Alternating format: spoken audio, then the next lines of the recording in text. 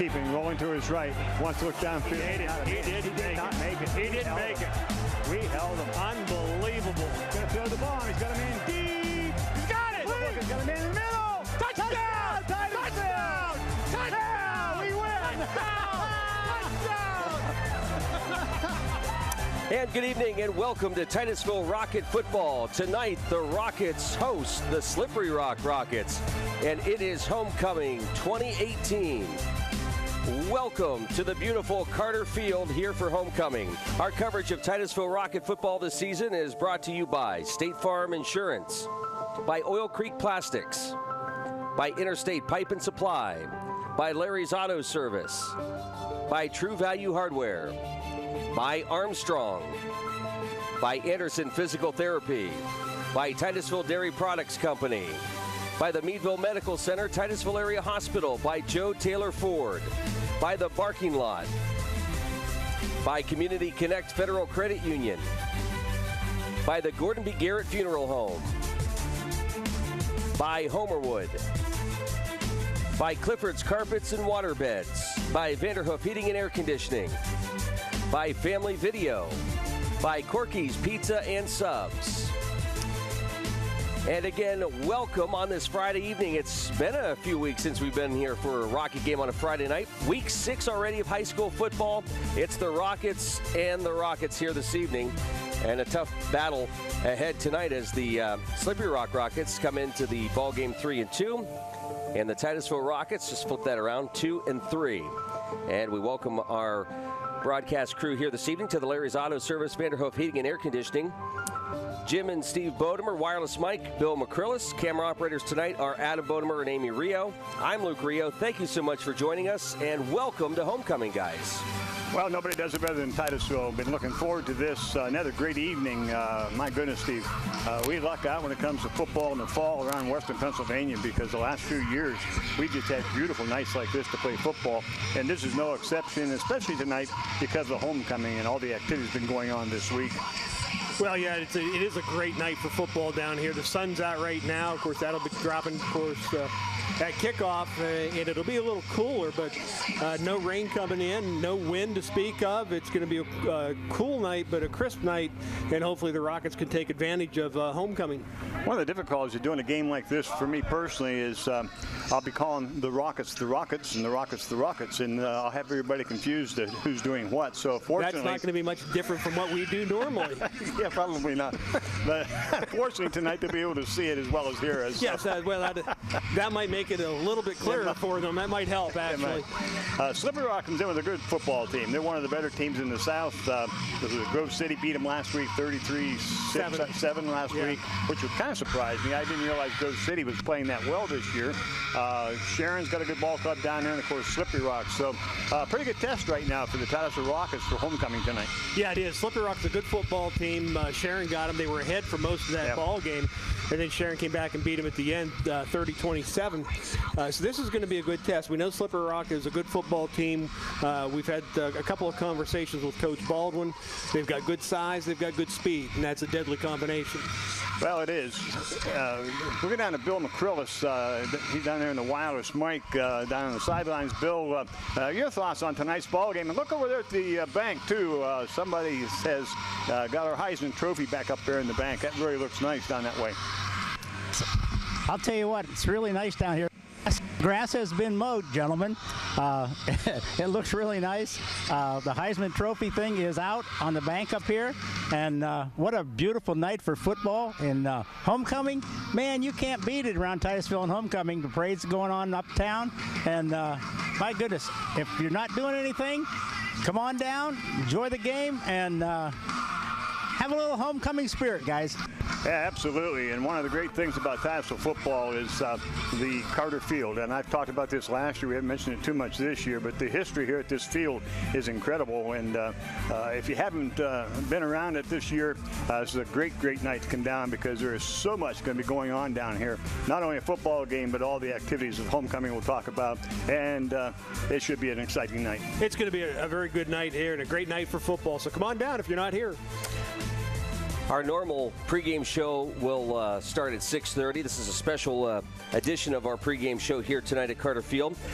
Coming up, Mike Fiorillo stopped into town and brought his show Sports Close-Up on Armstrong and sat down with a couple of the Rocket players and Coach Baldwin. We're going to bring you some of the interviews with the players. Very interesting to hear what the Rockets had to say. We sat down with Parker Harvey and Landon Palma, so two Rocket players who really stood out this season.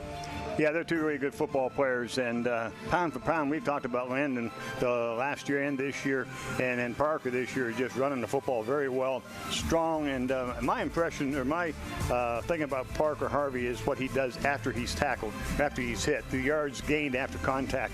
That really impresses me this year with him. Well, he's really improved in that this year, too. He's not trying to get around people. If you want to tackle Parker, you better be ready because he's going to drop a shoulder on you. He's going to hit you full head of steam. And Landon Palma, you can't say much about the young man, 130, 140 pounds soaking wet, but he's also a tough young man to bring off his feet, and he's not afraid to put a lick on you either. So a couple good run backs this year, too. Two returns for touchdowns so far for him, and hopefully get another one tonight. All righty, guys, homecoming. And Mike Fiorillo in Sports Close-Up, which airs this Sunday night at 10:30 in Armstrong. Mike sat down with Parker, Harvey, and Landon Palma, and that's coming up next.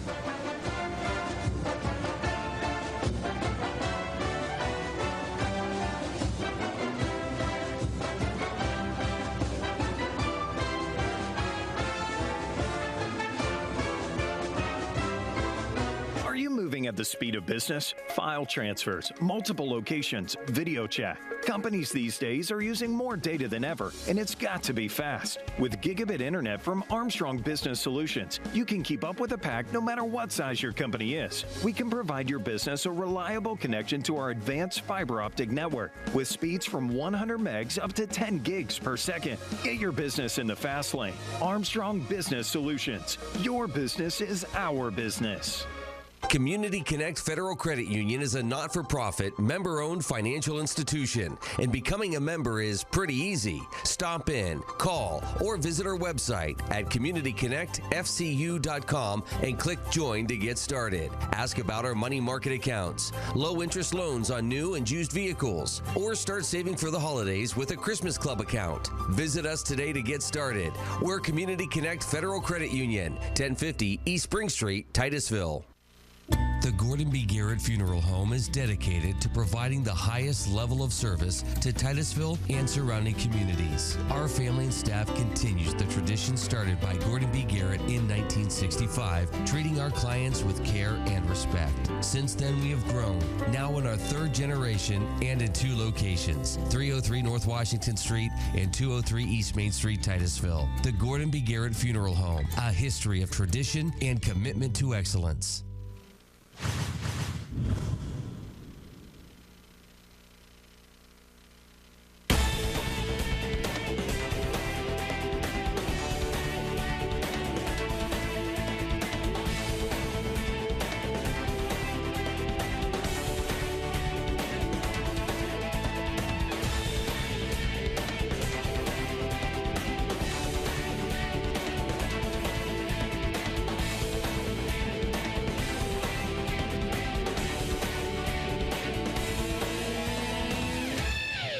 And here we go. Kick's going to go down the left side. It's going to hit at the 10. It's going to be picked up over by the 5. That's a good kick there. Jackson coming up the left side, breaks up the middle, goes to the outside. He's across the 40. It's got to get a block. Brings it up across the left side. He's at the 40, 35, 30, 25. He's being chased. He's not going to be caught. 95 yards. Is that Landon Palma? They're grabbing old Mole by the neck. Yeah. Oh, Landon Palma with a 95-yard kick return. That's a big touchdown for Titusville. Doubles to the right, single to the left. LaRoque wants to throw. He's going to go to the outside. Parker Harvey's there. Nice. Oh, nice. 10-5 touchdown. Wow, that's nice.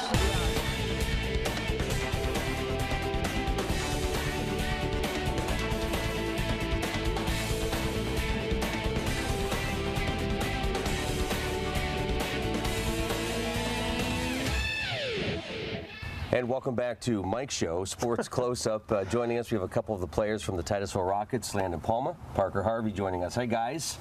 Welcome to Mike's Show, Sports Close-Up on Armstrong. I'll start with you guys. Landon, what positions do you play? I'm a wide receiver and a corner. I'm a running back and a safety. You guys have been having fun this year. Yeah, quite a bit of fun. Yeah. What's been the difference? I mean, unless you guys didn't win a game, and so first, let me ask you this first. You know, I went ahead of myself. I'm sorry. Sorry. You didn't win a game. You know, had the winter, which is always nice in northwestern Pennsylvania, as we know. You know, you get snowed up to your neck. Then spring comes in. Did you guys ever have a doubt? You said maybe I'm not going to play next year. No. No. I knew I was going to play. For sure. So what's changed? The coach. The coaching has been a big difference this year. We have O'Toole back, who was my coach freshman year for safeties, and he's just awesome on the field, off the field. You can talk to him whenever. It's just awesome having him back. And Coach Baldwin, he's organized. That's a big deal. And yeah, he's organized. That's a good thing. Coach Baldwin's very good at like making his own plays in game, so we can see what their defense is doing and beat them. I have to say, just watching you guys last year to this year, you guys have grown personally and talent-wise. And I'll never forget, none of us will, we still talk about it, that Mercyhurst prep game last year. You got hammered, and you popped right back up. I mean, it was incredible. Parker, with you, you've gone from, performing well to really excelling this year. For you guys, what sort of preparation did you put into this season? last year was all about mediocre, and this year the new coaches and everything, it's just changed our attitudes. And honestly, last year was not taken nearly as seriously as it should have been. This year I've come to practice, I've gotten better each and every practice, and I strongly believe that I have gotten better, and I proved myself in games that I have. You have. What's motivated you this year to get better all the time? That I was just mediocre last year, and obviously I have the talent to be better. So did someone say something to you? Is it just you reflected and said, I can be better than what I was? Just me reflecting. Yeah. Landon, what about you? Yeah, it's just last year being a sophomore and getting put into a varsity position was a lot different, and I wasn't like physically or mentally prepared really. And this year I changed that because I knew I was going to be out on the varsity field, and so I was in the weight room most of the time and getting ready for a Friday night game. You guys also maybe had we didn't win a game last year. We know those teams have taken us lightly, and we're going to show them this year that we can play ball. Oh yeah. Yeah. When you're a running back, you've had a pretty good season so far this year. Good vision. When you're running, do you see the hole in the cut? Where you see a hole? Because the hole in practice they say run through the 6-hole or the 4-hole. But the games aren't really right where they're supposed to be. You got to read your blocks. Right. So when you get that handoff, you get your head up looking where you want to go and cut, and maybe it's a different place. Yeah, always. Yeah, the hole's never going to be in the same place, and sometimes it's not there, and you just have to. Hammer it. You just got to make your own hole, pretty much, sometimes, is what I've been taught to do. What do you do with the football when you're running through the line? You tuck it. What do you do with the points? You have the points, you have the ball up here, and you protect the points when you're running? Yeah? Yep. You have guys have drills to make sure you're not going to fumble? Do you guys do drills? Oh, yeah. And when we do fumble, we have bad consequences. Mm-hmm. Yeah, that's right. You don't want to create a turnover. Now, you also said you play safety. Yep. All right, so you get scouting reports. I know your defense coordinator probably gives you scouting reports of what their offense is going to do. Right. As a safety, say Mercyhurst prep, who throws the ball a little bit and they get some good backs. On run plays, is your job to come up and fill up an alley? What's your job on that? That's exactly what I'm supposed to do. Yeah, and hit that running back as he's going in. What about when they're going back to pass? Are you looking at the quarterback? I drop back. Read the quarterback and trying to read his eyes, or are you fading one way or another? We read the tackles, and if they down block, then we know it's a run. If they just stand straight up, we know it's a pass, and we have our deep coverages, and we just go back to our coverages. So you get how many guys in secondary? 4 or 3? We have 4? Yeah. 2 corners and 2 safeties. So do you guys play zone a lot? Yeah. So you each have an area. Right. You guys ever blitz your safeties? Yes, we do. You blitz once in a while? I have, yes. Now, how exciting is that, right? When that when they call awesome. that, you're coming out saying, "I'm liking this," right? Yeah. Getting any sacks yet this year on that? No, I didn't. Right yet? You have a pick though. Yeah, I do have one pick. When was that? That was the first game against Sagertown. And you want to explain that to us? How'd that come about? He underthrew his man, and I was standing right there. I just jumped up, caught it, and ran. Great feeling, isn't it, when you did, yeah. and you returned it all the way? Yep. Wow, you had a pick 6. Yep. Awesome.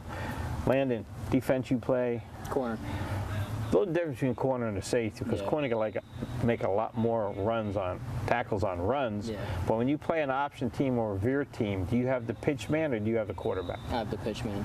Okay, and who has the quarterback? The end linebacker? Yeah. Do you like going against a team that runs a veer or the option? It's very nice because if they mess up, it's an easy scoop and score. Or what about? But Landon's a very quick kid too. Yeah, but it's just a lot of responsibility on you if it's a real good back, though, because when they catch that pitch and you're coming, they might try to juke you and go inside. Do what I'm taught to do, push them back inside for a linebacker to take them. Yeah, you're a pretty good tackler then. And just a reminder, that edition of Sports Close-Up will air on Armstrong this Sunday evening at 10:30. Hosted by Mike Fiorillo and Jim Berger. That's Sports Close-Up on Armstrong. Our Rocket pregame show will continue right after this. This is Titusville Rocket football, homecoming here at Carter Field.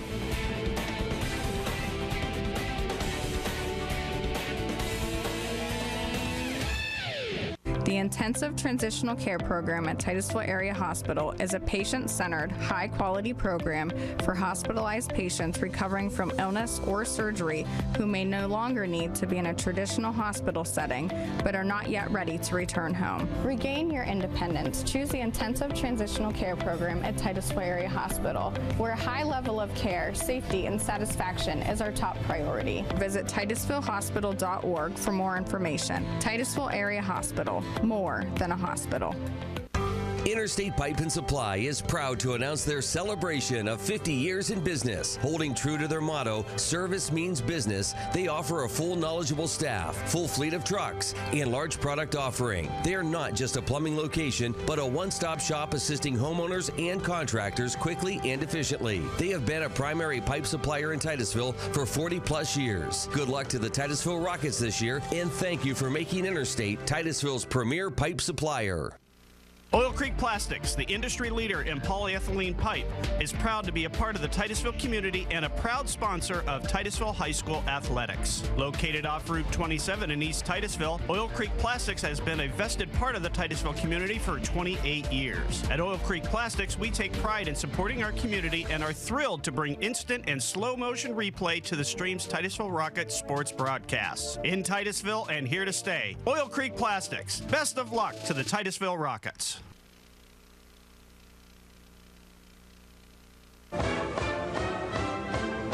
And welcome back to the Larry's Auto Service, Vanderhoof Heating and Air Conditioning pregame show. Look at those guys ready to go. Homecoming here at Carter Field. We're going to go down to the field to Bill McCrillis in just a moment, but I always ask you this every year. What, Jim? What? Oh, no, I like it. Okay, I'm going to ask you this every year. What? Homecoming here is very special. You mentioned that. Yeah, right. Now, we leave Steve out of this part because, of course, he was the dedicated quarterback, and it was always a distraction. I think the word's committed. Well, that's okay, though. Somewhere down the line. Yeah. Committable. Yeah, there you go. There you go. But, Steve, coming into Carter Field on homecoming night, the crowd's into it. The town is obviously into it as the floats are coming into Carter Field now. Bill, you can chime in as well. There's just nothing like it. No, you can go anywhere you want to, but coming home for homecoming is something really special, especially around this old field. You look at the walls and all the stuff that's went on here over the years. Oh my goodness! I can remember when they played baseball down when I was a young kid. Yeah, I talked about that one week. My first baseball experience was down here, and but I got quarterback. I was thinking about this today as I was sitting around doing nothing. That's what you do when you're retired, Luke. You'll find out sometime. But No, it's, no, I won't. Oh, I'm sorry. Yeah, I'm sorry. I lost control there. But I was thinking about the years that I've been down here, and I even spoke about this a couple games ago. But I've watched a lot of good players come through here. One that always comes to mind when I think of this, well, Donnie Bird, of course. People have heard of Donnie Bird. My Uncle Joe played with him. Jim Cole. But Glenn Dillon was a tight end here at Titusville years back. Ended up playing with your old team, favorite pro team, the Baltimore Colts. And he went to Pitt and played down there. So then you go right up to Jimmy Romanich, and then you could just start naming names, and it wouldn't be fair because we forget somebody along the way. A lot of good football down here. A lot of things have happened in Carter Field. That's why I referred to it as the historic Carter Field at the beginning of our show tonight. It's just a great place to be, a great place to play. And I think the kids that have played here, well, you played here, Steve, it's just a different stadium than anything else you play in. Well, you look at this stadium, it's the only stadium around here that, one, has a set of bleachers that are covered, which makes it unique right off the bat. And then you look at the old stone walls that are at the south end of the end zone, run along the side and up across the top, the old buildings with the old stone set. So it has a historic flavor to it. Well, not to mention it's in the end zone. Yeah. Well, but the school's done, the district has done a nice job of trying to preserve those elements of Carter Field, even when they did some remodeling. And of course, things happen in politics. You've got to revamp and up to code and so forth. And the district's done a nice job of keeping this facility fresh, yet maintaining the old historic value of the facility. Well, we talked some weeks back, Steve, I don't know if it was on the air, maybe it was coming to or from the game, the importance of traditions. And I'm really big on tradition. I think that like the brown and gold, there was a time here a few years back I heard conversation about changing our school colors. And just a conversation, but what would you go to? Red and black and red and white and green, everybody else. But this is a unique color, and that's one of the traditions. Brown and gold is part of the tradition. Carter Field is part of the tradition. Grass is a big part. That's just what I was going to say, guys. When you look down here, oh man, it's fun to play on regular grass. You're not going to get grass burns, I don't think. Well, I'd always, I don't believe that I ever played on a turf field, so I don't really know. But my kids did. They played at the stadium when it was the old AstroTurf, and then we had boys play when they redid that surface.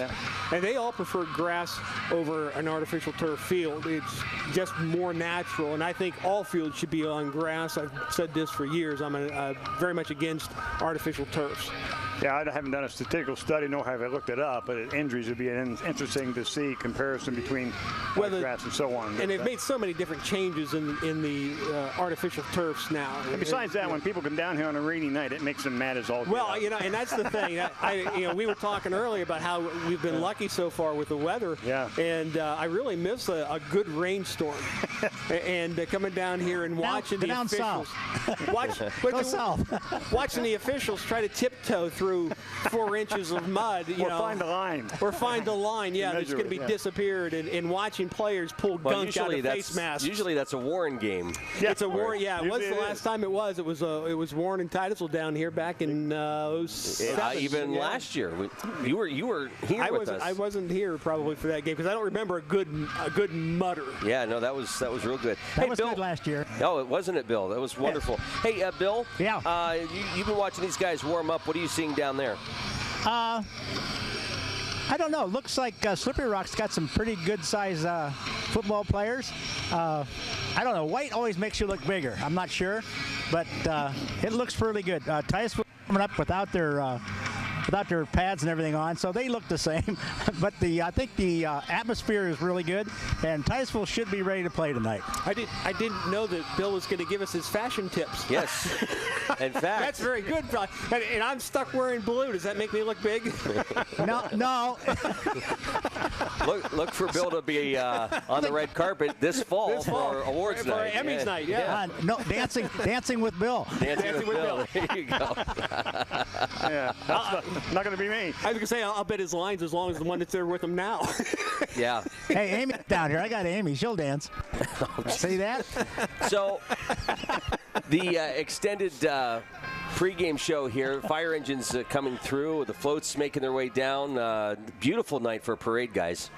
Yeah, it really is, and we've been watching, kind of looking off to the side here when going through this pregame show, watching the floats come down through, and of course they'll be parked over on the far side in the other field, the practice field, just on the other side of the visitors' stand. So it's a great night. Pretty good crowd all through town. I had trouble getting in because I wasn't smart enough to come early, and so I ran into the traffic, and I get a kick out of my mom used to say, how can there be so much traffic in a city like Titusville? It's so small.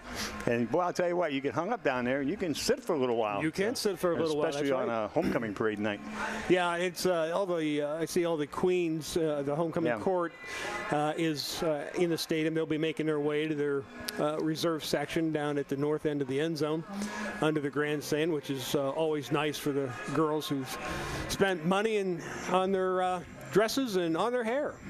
Game forecast, it's 61 degrees right now, and it's to go down to somewhere around 59, 57, 56, somewhere in there as this game progresses. 55, 54. Whatever number I put on there. Well, I didn't see the number, so I can't read it. Adam, I don't know why I came here tonight, I'm telling you. Could have stayed home and watched nothing. Oh, I could have. Last man standing starts tonight. So anyway, we're glad you're here, and I really appreciate, Luke, the song. The fight song, the Titusville Rockets. We need to learn the words and sing it as another tradition. But not you, Steve, and not tonight. I didn't know there were words to it. Oh, my graciousness. Do you know them? You want to see Yes, I do know them. Bill, do you know them? Yeah, you want to see our dance moves, too. What are the words, Bill? Remember, this is a family show. Never mind, I can't sing, but I can dance. Oh, you can do it. Not in your lifetime. Okay, well. Hey, I'll think of them and quote some of them to you when we come back. I used to know them all. Well, guys, just a couple minutes away here from our official pregame show. And, Steve, we did sit down with Coach Baldwin, or you sat down with Coach Baldwin for the weekly interview. Any surprises there? No, not really. I think we knew coming into the interview that he was a little disappointed in his football team from Saturday's performance. It was a little lackluster. He knew that. There was no surprise there. We asked him what he took from the game against Corey, and he's got some things that they've tried to work on and tried to boost for this week's game here tonight. And he told us a little bit of what he expects out of Slippery Rock and what he's going to try to do to combat it. We hear all the time homecoming can be a distraction for the players, but I would imagine they could also feed off the excitement here tonight. As a player during it's a little bit different than what it was back in the 80s when I played. I don't think we had the activities during the week that they have now. They've got Spirit Week that goes on all week in the school. There's different things that they do in the high school. Used to be color days and twin day and all these other things that they used to do, which could create a distraction. But most generally, when guys come in here and you go into the locker room, that stuff just left outside. You start thinking about what it is you're supposed to be doing, what you're supposed to prepare for, and what you're attempting to do. And I think that's the way they've probably conducted themselves all week. That's what will happen here tonight. We'll get into the matchup here between the Rockets and the Rockets here at Carter Field. We are now just seconds away from the official pregame show. We'll give you a chance to do that here in a second. I'm not going to do it on the whole thing, but I just wanted you to know I do know the words. Ladies and gentlemen, it's time now for the Rocket pregame show.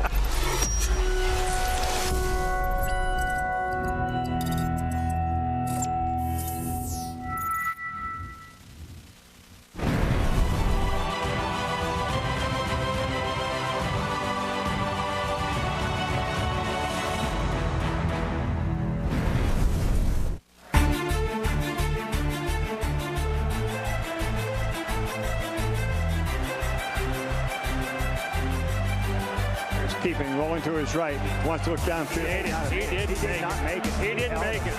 We held him. Unbelievable. He's going to throw the ball. He's got a man deep. He's got it. Look, he's got a man in the middle. Touchdown! Touchdown!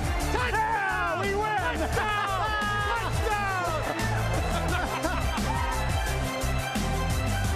And good evening and welcome to the historic Carter Field for tonight's ball game. It's the Rockets and the Rockets tonight, homecoming 2018 on a beautiful, beautiful Friday evening. Our coverage of Titusville Rocket football this season is made possible by State Farm Insurance, by Oil Creek Plastics, by Interstate Pipe and Supply, by Larry's Auto Service, by True Value Hardware, by Armstrong, by Anderson Physical Therapy, by Titusville Dairy Products Company, by the Meadville Medical Center, Titusville Area Hospital, by Joe Taylor Ford, by the Barking Lot, by Community Connect Federal Credit Union, by the Gordon B. Garrett Funeral Home, by Homerwood, by Clifford's Carpets and Waterbeds, by Vanderhoof Heating and Air Conditioning, by Family Video, and by Corky's Pizza and Subs. It is great to be back here at Carter Field on a Friday night, week 6 of high school football. It's been a couple weeks since the Rockets played on a Friday night. We can talk a little bit about that in a little bit. The Rockets welcome the 3-2 Slippery Rock Rockets. Titusville is 2-3 on the season. We welcome our broadcast crew, Jim Bodemer, Steve Bodemer. Wireless mic is Bill McCrillis. Camera operators are Adam Bodemer and Amy Rio. Welcome into the Larry's Auto Service Vanderhoof Heating and Air Conditioning pregame show. I'm Luke Rio. Guys, happy homecoming. Yeah, it's good to be here. And as we were talking earlier, it's just a beautiful night here at Titusville Carter Field for a football game. Looking forward to it, Steve. A very tough ball game. I think if you'd be really honest about things, if you look at schedules and scores, etc., Titusville's coming in here a couple touchdown underdog. I don't think that's an unfair statement.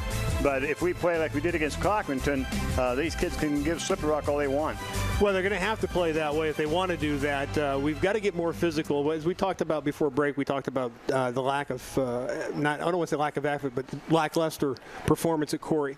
And you can attribute that to a lot of different things, the game being Friday, being pushed to Saturday and whatever. Right. Fact of the matter is we did not play well.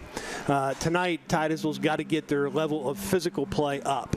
This is a team that's going to come in here and they're going to try to muscle you. They play in that South region and with Grove City and with Hickory and Sharon and those guys down south, Greenville, Reynolds.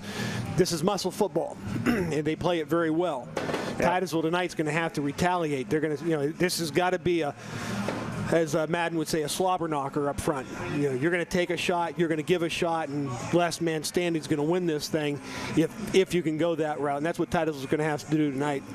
Well, one of the things that always concerns me when we play Slippery Rock, and I don't know why Slippery Rock always comes to mind when I think of this type of an offense, but they're very good at counters, and they move one way and then they run the ball to counter back the other way, and Titusville seems to always get sucked into that. We get everything going motion one direction. Next thing you know, they're coming back at us, and we've overrun the play or whatever, and that always has concerned me. But I guess one of the ways you stop that is don't let their offense on the field. So if we can get Parker Harvey going here this evening and mix up a little bit of passing to our running game, then perhaps we're going to be able to slow that running game down of Slippery Rocks, because they like to run the ball. Well, and I think that's going to be I think the key tonight is going to be Titusville's actually not their run game. The key is going to be their pass game. Yep. We've noticed in the last 2 to 3 ball games, teams that are coming in to play Titusville are bringing everybody in that box, that 5-yard, 7-yard box off the line of scrimmage. Titusville, in order to loosen that up, is going to have to develop a passing game. And we talked with Coach Baldwin a little bit about that, even off camera, and we said, how are you going to do this? And he said, we've got to get better at throwing the football. Speaking of Coach Baldwin, you sat down with him, Steve, and that's coming up on our pregame show. This is Titusville Rocket football. And this is the Larry's Auto Service Vanderhoof Heating and Air Conditioning pregame show. That interview with Coach Baldwin is coming up next. Are you moving at the speed of business? File transfers, multiple locations, video chat. Companies these days are using more data than ever, and it's got to be fast. With gigabit internet from Armstrong Business Solutions, you can keep up with a pack no matter what size your company is. We can provide your business a reliable connection to our advanced fiber optic network with speeds from 100 megs up to 10 gigs per second. Get your business in the fast lane. Armstrong Business Solutions. Your business is our business.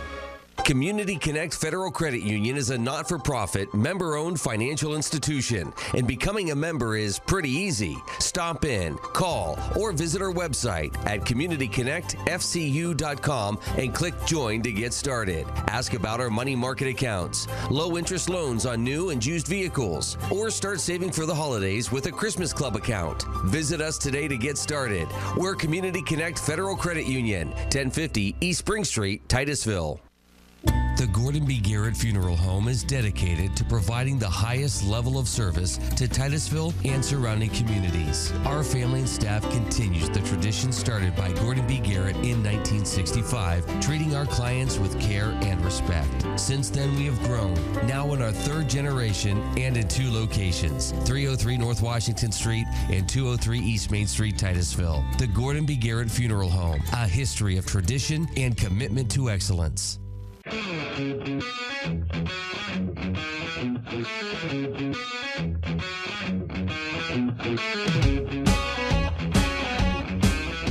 Welcome back to the Rocket pregame show. I'm with Coach Baldwin here. I'm Steve Bodemer. We're getting ready to start the kickoff of Titusville's homecoming this year, 2018. But before we get to that, Coach, we're going to go back to Saturday.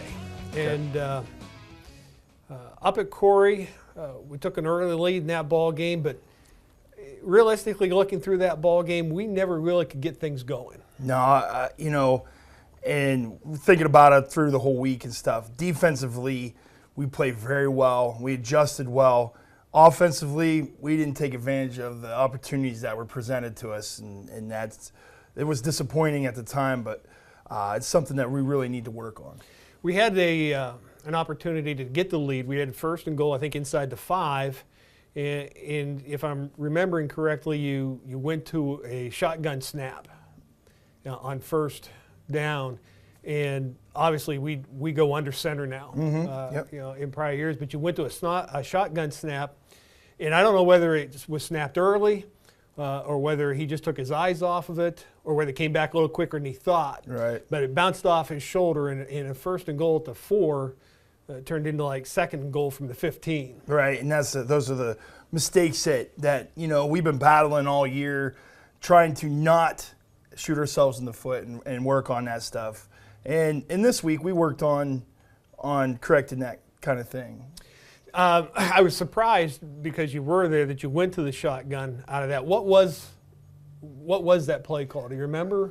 Were you looking to try to throw the ball, or was it going to be just a run out of the shotgun? If we were in the shotgun, and I can't remember the play either, but we were trying to get him some more space so he can see the field and maybe throw a pass. Yeah. Okay. You faced a lot of pretty much 10, 11-man fronts. Oh, yeah. And this is like the second, maybe third game we've seen where everybody is really starting to load the box up against you. Yep. How critical now becomes the passing attack? Oh, it's crucial, and we worked really hard on it this week. We have to do something to loosen up the defense. The linebackers, pretty much since the Cochran game, the linebackers they're not even reading through the thing. They're keying on Parker, and as soon as he moves, they move and stuff like that. So it's very crucial that we start hitting some short passes and get something going to loosen that defense up. If you can connect on the short passes, and I know that we like to run a lot of short crossing routes with either the slot receiver, the tight ends, that way. And the backers, you're right, they are going. As soon as Parker Harvey moves left or right, that's the flow. Yep. At least at that second tier. If we can get a little bit of that quick crossing routes where the backers are going to empty the center of that field, or maybe even to the flats a little bit, play action pass now becomes a big option to where we can possibly get the ball down the field more. Absolutely, and that's been a big point of emphasis this week, is loosening up, hitting it with the run game, and then hitting some big passes, try to push the ball down the field. We've got Brandon Palm on the outside. Riley Corcoran had a good ball game for us, both offensively and defensively. He had the interception. Right. How important is it to try to get some of the workload off of your ground game and get those two individuals, plus Laird Stover and the others in the receiver corps, into this ball game? Oh, Slippery Rock is fast, and we are absolutely going to have to hit the passes and stuff. Taking the pressure off of Parker, even Charlie Nicholson coming in, he's a different style runner, does some good things. But, we've shot ourselves in the foot there too, where, I think Boaz had a nice run on a keeper that came back on a penalty. Charlie had a nice run that came back on a penalty. We just can't, we can't do that kind of stuff. But getting the ball out to Palma, Laird Stover's been doing a very good job of coming back for the ball and going up and fighting for the ball and coming down with it this year. And then Riley is getting to where he's pretty healthy now. So, we're looking to use him in the Jet series too. Yeah, absolutely. Okay, so let's go. It's homecoming. In Titusville's nuts for homecoming, and we always have been. Big pageantry at halftime. Of course, this week in school, kids are involved in all kinds of of other activities. Has it been a problem to get them to refocus on football when they get down to Carter Field? In years past, homecoming has been it's been a huge distraction on the coaching from the coach's aspect. It's been it'll be a distraction to the kids. This week, they've done a very good job. We've had a good week of practice, and I'm actually tickled of the output that them guys have put in because of homecoming week and all the pageantry and everything that goes along with it. They've been focused. They've been focused this week. Good. Slippery Rock coming in. They took one on the chin last week. Probably doesn't help us a whole lot. No. When I say they took it on the chin, they took it pretty good. Grove City beat up on them pretty bad. What are you looking for out of the Slippery Rock Rockets? They're going to run offensively. They're going to be in a shotgun set, do the zone read, and the quarterback does it very, very well. Halfback's really fast. Number 5 lines up at the slot sometimes. He comes through the jet. He's got some speed, and their line is good. They're very sound, and they play good football. Defensively, it'll be a 3-4. Sometimes they shift that linebacker down, give it a little 40 front look, but predominantly an odd front to 34 look. And they man up and they're going to run with us and see what we got. How important is it now if they're going to go a 3-4 type set? Is it for your linemen to get through those 3 into the backers? Oh, it's crucial. It's something that we were able to do early in the season, and of course with defense and teams adjust to you too. So, but we have to do a better job of getting up to the linebackers. And a lot of times, if you watch our plays and stuff, it usually it's just one missed guy, and it could be a huge play. So. Yeah, we worked on that this week, and hopefully we do a better job at getting to the linebackers. I'm assuming then the game plan for Titusville offensively is the same. Let's try to get the ground game established. Parker Harvey last week, if I'm not mistaken, 20 carries, 70 yards. It's not a bad per carry average. Right. And that's facing a 10, 11-man front. I mean, they've got literally all their players within that 5-yard, 7-yard box off the line of scrimmage. Slippery Rock probably going to do the same thing until we try to open things up. But it's the ground game you want to go first. Yeah. We're gonna throw the ball a little more. Try some different things to open it up. We're gonna have to be more balanced, I guess, until we can open it up. And like you said, 20 carries for 70 yards it's respectable. We want more than that, though. Well, yeah, I think. Obviously, if you can get 10 yards a tote, you'd like to get 10 yards. Absolutely. But still, it's not it's even though he's not breaking the 100 yards, it's still a lot of yards on the ground. Yeah. But it's also a lot of carries. Yeah, and it's wear on his body, and that's why having Charlie Nicholson and guys to come in to take some of that load off. Also, it falls on me to notice when to get him in, when to work Parker in. It was easy in the beginning of the season. It was to hammer the ball with Parker, you know what I mean? Whereas now we're midway through, those hits start to build up. So, it falls on me to work him in and out so we have him fresh legs and ready to go at the end of the game too. In the fourth quarter, yeah. Yep. Has fatigue been a problem? Because, Corey game, like I said, we just never really seemed to get going, but as things progressed along throughout the course of the game, things seemed to kind of slide away from us a little bit. Is fatigue becoming a factor, or is it just body aches building up? I think we condition, and these guys condition very, very hard. So I don't know. I lean towards more of the body aches. I know, everybody's banged up. Sore. So, you know, you take some lumps. And Corey played. They're tough. They played hard, you know, so. So it's just that you're into that final third pretty much of the season. Titusville and Slippery Rock here at Carter Field. Homecoming for Titusville. Going to see what happens when the Rockets play the Rockets here at Carter Field tonight. Come on back and enjoy the game.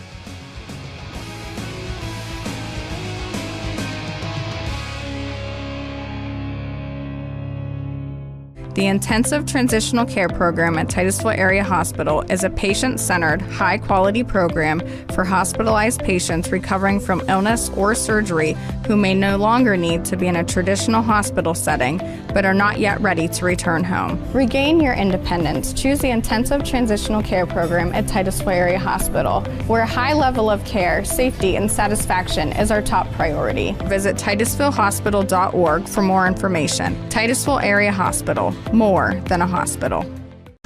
Interstate Pipe and Supply is proud to announce their celebration of 50 years in business. Holding true to their motto, service means business, they offer a full knowledgeable staff, full fleet of trucks, and large product offering. They are not just a plumbing location, but a one-stop shop assisting homeowners and contractors quickly and efficiently. They have been a primary pipe supplier in Titusville for 40-plus years. Good luck to the Titusville Rockets this year, and thank you for making Interstate Titusville's premier pipe supplier.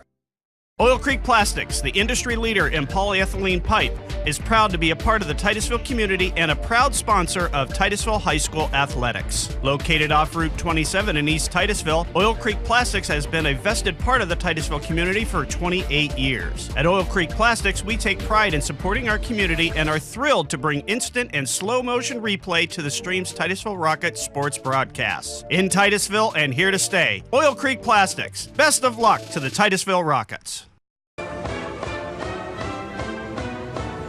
And welcome back to the Larry's Auto Service, Vanderhoof Heating and Air Conditioning pregame show here at Carter Field. It is homecoming. One of the things, Steve, that I mentioned to you is that did you notice how we spare no expenses for the graphics behind you and Coach during that interview? Oh, absolutely. Fantastic. Fantastic job. That was a nice little interview there. The only thing I could say is, and I'm sure it doesn't mean anything to the players and stuff, but you got two kids sitting down there being interviewed while you're up running the hill. Yeah, I noticed that also.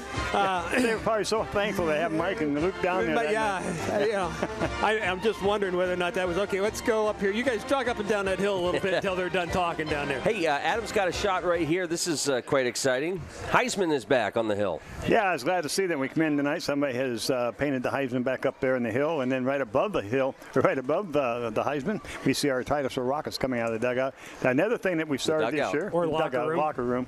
Well, I'm still all that talk about fan. baseball. Yeah. Hey, who's winning? Cincinnati? I was just going to say we need to go down to Bill, but after that comment, let's not do that anymore. No. And if you didn't watch the game last week or 2 weeks ago, you wouldn't know what he's talking about. But one of the things that I like Coach Baldwin has done is this exact thing. He's come out the far side of the locker room, walked the kids down the hill, and stand down here as a team. And then as they introduce the Titusville Rockets, they stay right there. They don't go anywhere, and until the whole team comes out together. So talk about tradition. There's a new one that Coach Baldwin is introducing to us here this season. I'm going to pick words here. Is that possible? Is that what's possible? Is it possible to have a new tradition? Doesn't the word tradition dictate that it's been something that has gone on and on and on? I'm going to take Steve's side on that one. I would imagine you would. You guys have been watching too much television the last 2 days. Hey, Bill? Yes, go ahead. Wireless Mic tonight brought to you by Titusville Dairy Products Company and by Farmhouse Barbecue tonight. Bill, field conditions? Same as it's always been down here at Carter Field. The grass is about, 2 inches, 2.5 inches high. It's been cut. The lines are straight, and it looks really good. It looks really, really nice down here tonight. Actually, I have to say, divided in half at the 50-yard line. Adam and I were here at like noon today.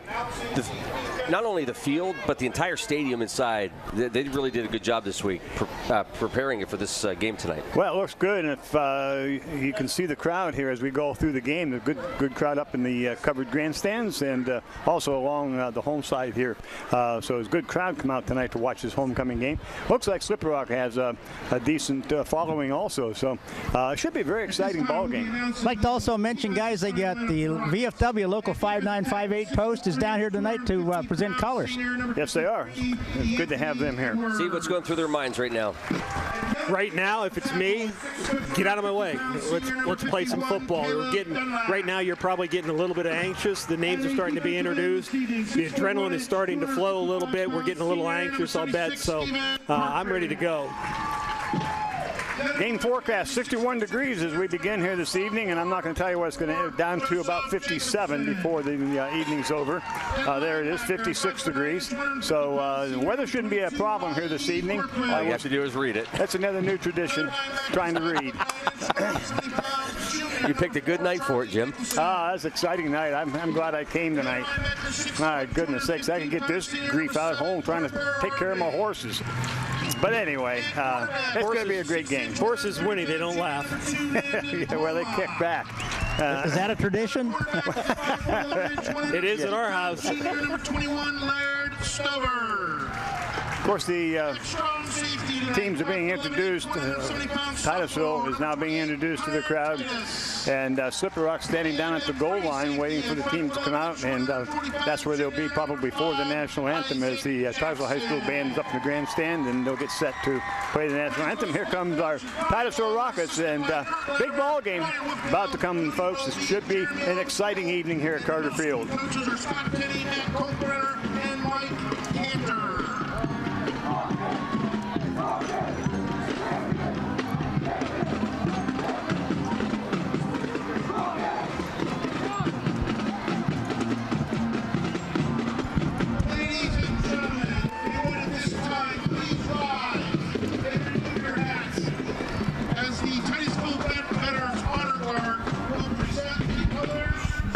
And the Titusville Marching Band will be playing the national anthem. If you would please remain standing after the national anthem as the Titusville High School Choir will sing the PHS Alma Mater right after the national anthem.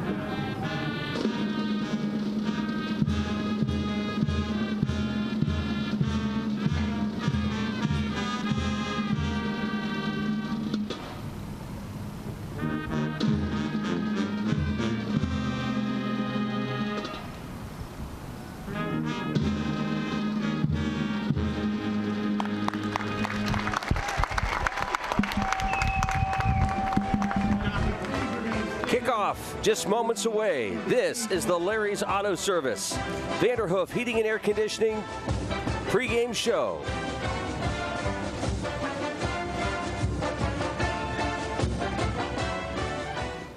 Nothing says community more than local sports. Cheering on our favorite teams while our young athletes learn about hard work, teamwork. It begins with our employees. Those same traits we look for in our athletes are the same characteristics we look for in our employees. And it shows in the quality of our products that we're proud to stand behind and on. From our employees and their families, we say thank you for making us part of your community. Go Rockets! hospital partners. Meadville Medical Center and Titusville Area Hospital together provide a continuum of high-quality care across Crawford County. Both create the ultimate patient experience. Every patient, every time. Meadville Medical Center and Titusville Area Hospital are more than a hospital. We are a hospital partner, a community partner, a family partner, and a health partner. Fall and football go hand in hand, just like yards and the products made by Steel. At Titusville True Value, we offer a full selection of Steel chainsaws, pole saws, leaf blowers, weed eaters, and hedge trimmers to prepare your yard for fun this fall. So get the full lineup of Steel's equipment so the chores are out of the way so you can go out to play. Steel, available now at your Titusville True Value. Behind every good project is your Titusville True Value. Anderson Physical Therapy is committed to your long-term health and well-being. With certified licensed therapists, Anderson's can provide therapy for all your rehabilitation needs. With offices located at 202 Union Street in Titusville and 118 Main Street, Tityute, Anderson looks forward to opening their new location in Cambridge Springs, making it convenient for you to get back to doing the things you enjoy. So stay on top of your game with Anderson Physical Therapy, with convenient locations in Northwest Pennsylvania and online 24/7 at andersonphysicaltherapy.net. Welcome to Titusville Area School District's presentation of Titusville Rocket Sports on the Stream.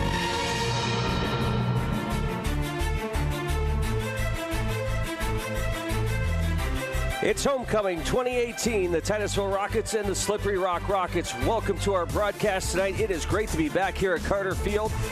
And it's been an exciting week in the community as this is homecoming, and a lot of Spirit Week activities in the high school, middle school, and elementary schools. Your broadcast crew tonight includes Jim Bodemer on play-by-play, color commentary Steve Bodemer. Wireless mic is Bill McCrillis. Camera operators tonight, Adam Bodemer and Amy Rio. I'm Luke Rio. Thank you so much for joining us on this homecoming Friday.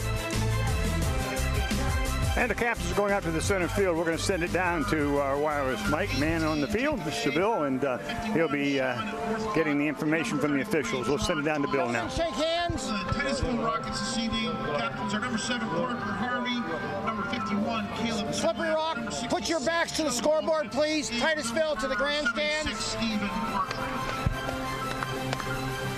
Titusville's won the toss. They've deferred. Rockets won the toss, but have deferred to the second half. Rock has chosen. There you go, guys. We deferred, so let's get this thing started. Yeah, that's I kind of like that, Steve. We'll put their offense on the field. They have 3 guys we got to key in on. We can talk a little bit about them as we get going here. Vito Pelusi, the quarterback, 6'1", 190-pound quarterback. Caleb Kramer is 5'10", 190. He's their leading rusher. And then, of course, Patrick Shea is a wideout at 6', 205. So they seem to be statistically the 3 guys that key on. Well, that's true. And the problem that we're going to have to watch for is Kammerer. Kammerer's a good hard runner. He's averaging about 6.7 yards a carry. But as Coach Baldwin alluded to in the interview, they will put him in the slot and use him as a receiver. He's their second highest receiver as well. So he's a big part of their offense. Titusville's going to have to figure out a way to keep him under control. Titusville will have the opportunity to kick off here for the Rockets, and Nick Wright, will be doing the kicking for Titusville. Back deep, get some numbers. The numbers are kind of hard to see. 24 is Nathan Haight, and 5. And that's the Kamer, yeah, number 5, and he's the running back for. He's the man to watch. He is their leading returner also statistically. But so we'll find out real quick here what our defense, Steve, can do with this power offense that Slippery Rock puts up front. And as you mentioned, and Coach also mentioned, this is a good football team. They're well disciplined. They play at a very high level. So hopefully Titusville brought their A game. It should be fun. All set to go. Wright approaches the ball. And it's going to be a short kick. It's going to be taken at about the 25. Goes out to the left side. He breaks one tackle. We're going to be hit and dropped at the 30. And that would be Nathan Hyatt. Brings it out to the 30-yard line. So either we kicked on purpose short or we just come up short on the kick, one or the other. But the deep men didn't get it. First down and 10 at the 30 for Slippery Rock. Yeah, and I've got 86 on the tackle, but I don't have an 86 on my roster. So you're going to see Titusville does a nice job here. We've had trouble with this before, but we do a nice job of staying in lanes and able to corral the return man. Out of the huddle, Shea comes wide to the right. They're going to put Kramer in the slot right. They have a doubles to the left. One man in the backfield. Pelosi looking to throw very quick. Going to throw the quick flare to the left side. Got a block out in front of him. Across the 40, 45, 50, 45 at Titusville. They may not get him. 30, 20, 10. First play. 70-yard touchdown, Slippery Rock. It's a little screen pass, and boy, was it set up, and they blocked it well, and they took it to the house. Yeah, there's not much here. Titusville trying, not really ready for this play, I don't think. They kind of lost. We get penetration, which you're going to get, but linebackers and our safeties take bad angles to try to make a tackle, and it just opens up. He's by him, and it's just a foot race, and we're not going to catch him. He told us they were fast, and they've outrun us there in the first play. That was a Duffalo was the receiver in the touchdown, and Wilson, will be doing the kicking. You watched both kickers; they're both quite good. There's low snap, and Titusville's, I believe, offside. At least I saw one Titusville guy jump. I don't know if the line moved or not for the offense. No, the far left-hand side of the defense, I think it's Larry Stover for some reason, decided that their kicker needed to be just a little bit tighter.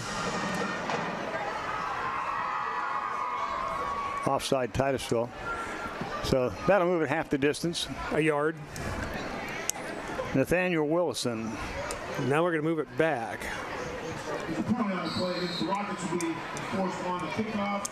Oh. Just announced that 5-yard penalty will come at the kickoff. Waiting for the snap. Snap placement. Kick is up, and the kick is good. First play of the game, 11:40 to go, and right off the get-go, 7-0. Slippery Rock picks up the first TD with a 70-yard screen pass play. Well, this is definitely not how Titusville wanted to start this ball game, obviously, and it's a nice job by the offense. It's a good play call. The screen pass, they've got their studs out to the right. They throw it to the left. Yeah, folks, we're picking on Steve up here. I don't pay any attention anymore. Well, we've noticed that. I have watched Luke play with his panels here. I know what buttons to push to shut you both up, and I can just sit here and have a good old time myself. Well, I hope you have a good old time here in this kickoff because we need to get right back in this. We're going to send, let me see, Palma's going to go wide to the right, and Mr. Pizza, Corky's Pizza, Corkland, is going to be standing over at the 5-yard line. That's what we had talked about, too, the ability of Titusville to get Riley Corkland and Landon Palma both in the offense a little bit more, make them a bigger part of it to take some of the wear and tear off of Parker Harvey. One of the big things of that play, Steve, we're coming in here. We mentioned that this is a tough game for Titusville to get from the get-go, but when you give up that 70-yard first play of the game, that takes a lot of starch out of you. Yeah, it takes a lot of wind out of your sail real quick. Hopefully, we can get a drive established on this possession. Positive for Titusville was the first play of the game. We got a long ways to go to get it back, so it's not that it can't be done. Williamson is kicking off, and the kickoff's going to go into the end zone, and Titusville will take it out at the 25. So it'll be first down and 10. Titusville will see what our offense can do here, Steve, against their 3-4 or 4-3, whichever it is they set up in. Well, it'll be interesting to see what we can establish here. Again, we talked about trying to bring the passing game more online and make it a bigger part of the offense. We'll see whether or not we're successful. Right off the bat, I can tell you we've got a change at quarterback. It looks like the freshman Garrett Knapp is going to get the start tonight. So see what that brings for Titusville. Wide left is Palma. We have two to the right. Harvey in the backfield. Garrett Knapp, the freshman, under center. Strong side left, Titusville. Knapp's going to throw right off the bat. Over the middle, it's complete. Out to the 25. Breaks one tackle and brings it out to about the 27. I think that's Corkland. See when he gets up, catch a number. That's what I said, Larry Stover. Well, there's our answer. You're going to start a freshman, his first varsity start. In the very first play, you're going to have him throw the ball. There's going to be no fear in this, apparently. We're going to turn him loose. You're the quarterback. We're not going to limit the playbook on him. Second down and 3. Titusville to 27. Palma wide left. We have Jackson, and I believe it is Corkland on the right side. Now we put a man in motion. Corkland gets the ball. No. The ball is given off to Harvey going up the middle. And he is stopped right at the line of scrimmage, no gain. Speaking of mud, sliding around a little bit out there at the 20, 25-yard line. Yeah, if we're going to have a ground game tonight, the boys up front have got to do a better job than that. You've got to open up at least a seam for Parker to come through here. You look at the penetration. We're standing up, missing a block. We never touched the defensive end in that 3-4 defense. You got to block him. Somebody's got to pick him up. Brings up a 3rd down and 6, just underway, 7-0, Slippery Rock. Doubles right, single to the left for Titusville. Harvey in the backfield. Tight end on the left side for the Rockets. Knapp wanting to throw, throws over the middle. The pass is complete. It's Corcoran out across the 35 and to the 40-yard line and brought down there. 1st down, 10, Titusville. Nice play. Yeah, this is a nice throw. This is the 2nd throw for Garrett Knapp tonight. He's completed both of them. This is a good throw. He's stepping into a throw, and that ball's getting there real quick. Now, this is a drag route we like to run across here, bringing him in underneath the linebackers, and then expect the receivers to make another gain out of it after the catch. Nice job by the Titusville Rocket offense. 2 to the right, single to the left for the Rockets. 1st down and 10 at their own 40. To Harvey, straight across the middle, and they really are keying on Harvey.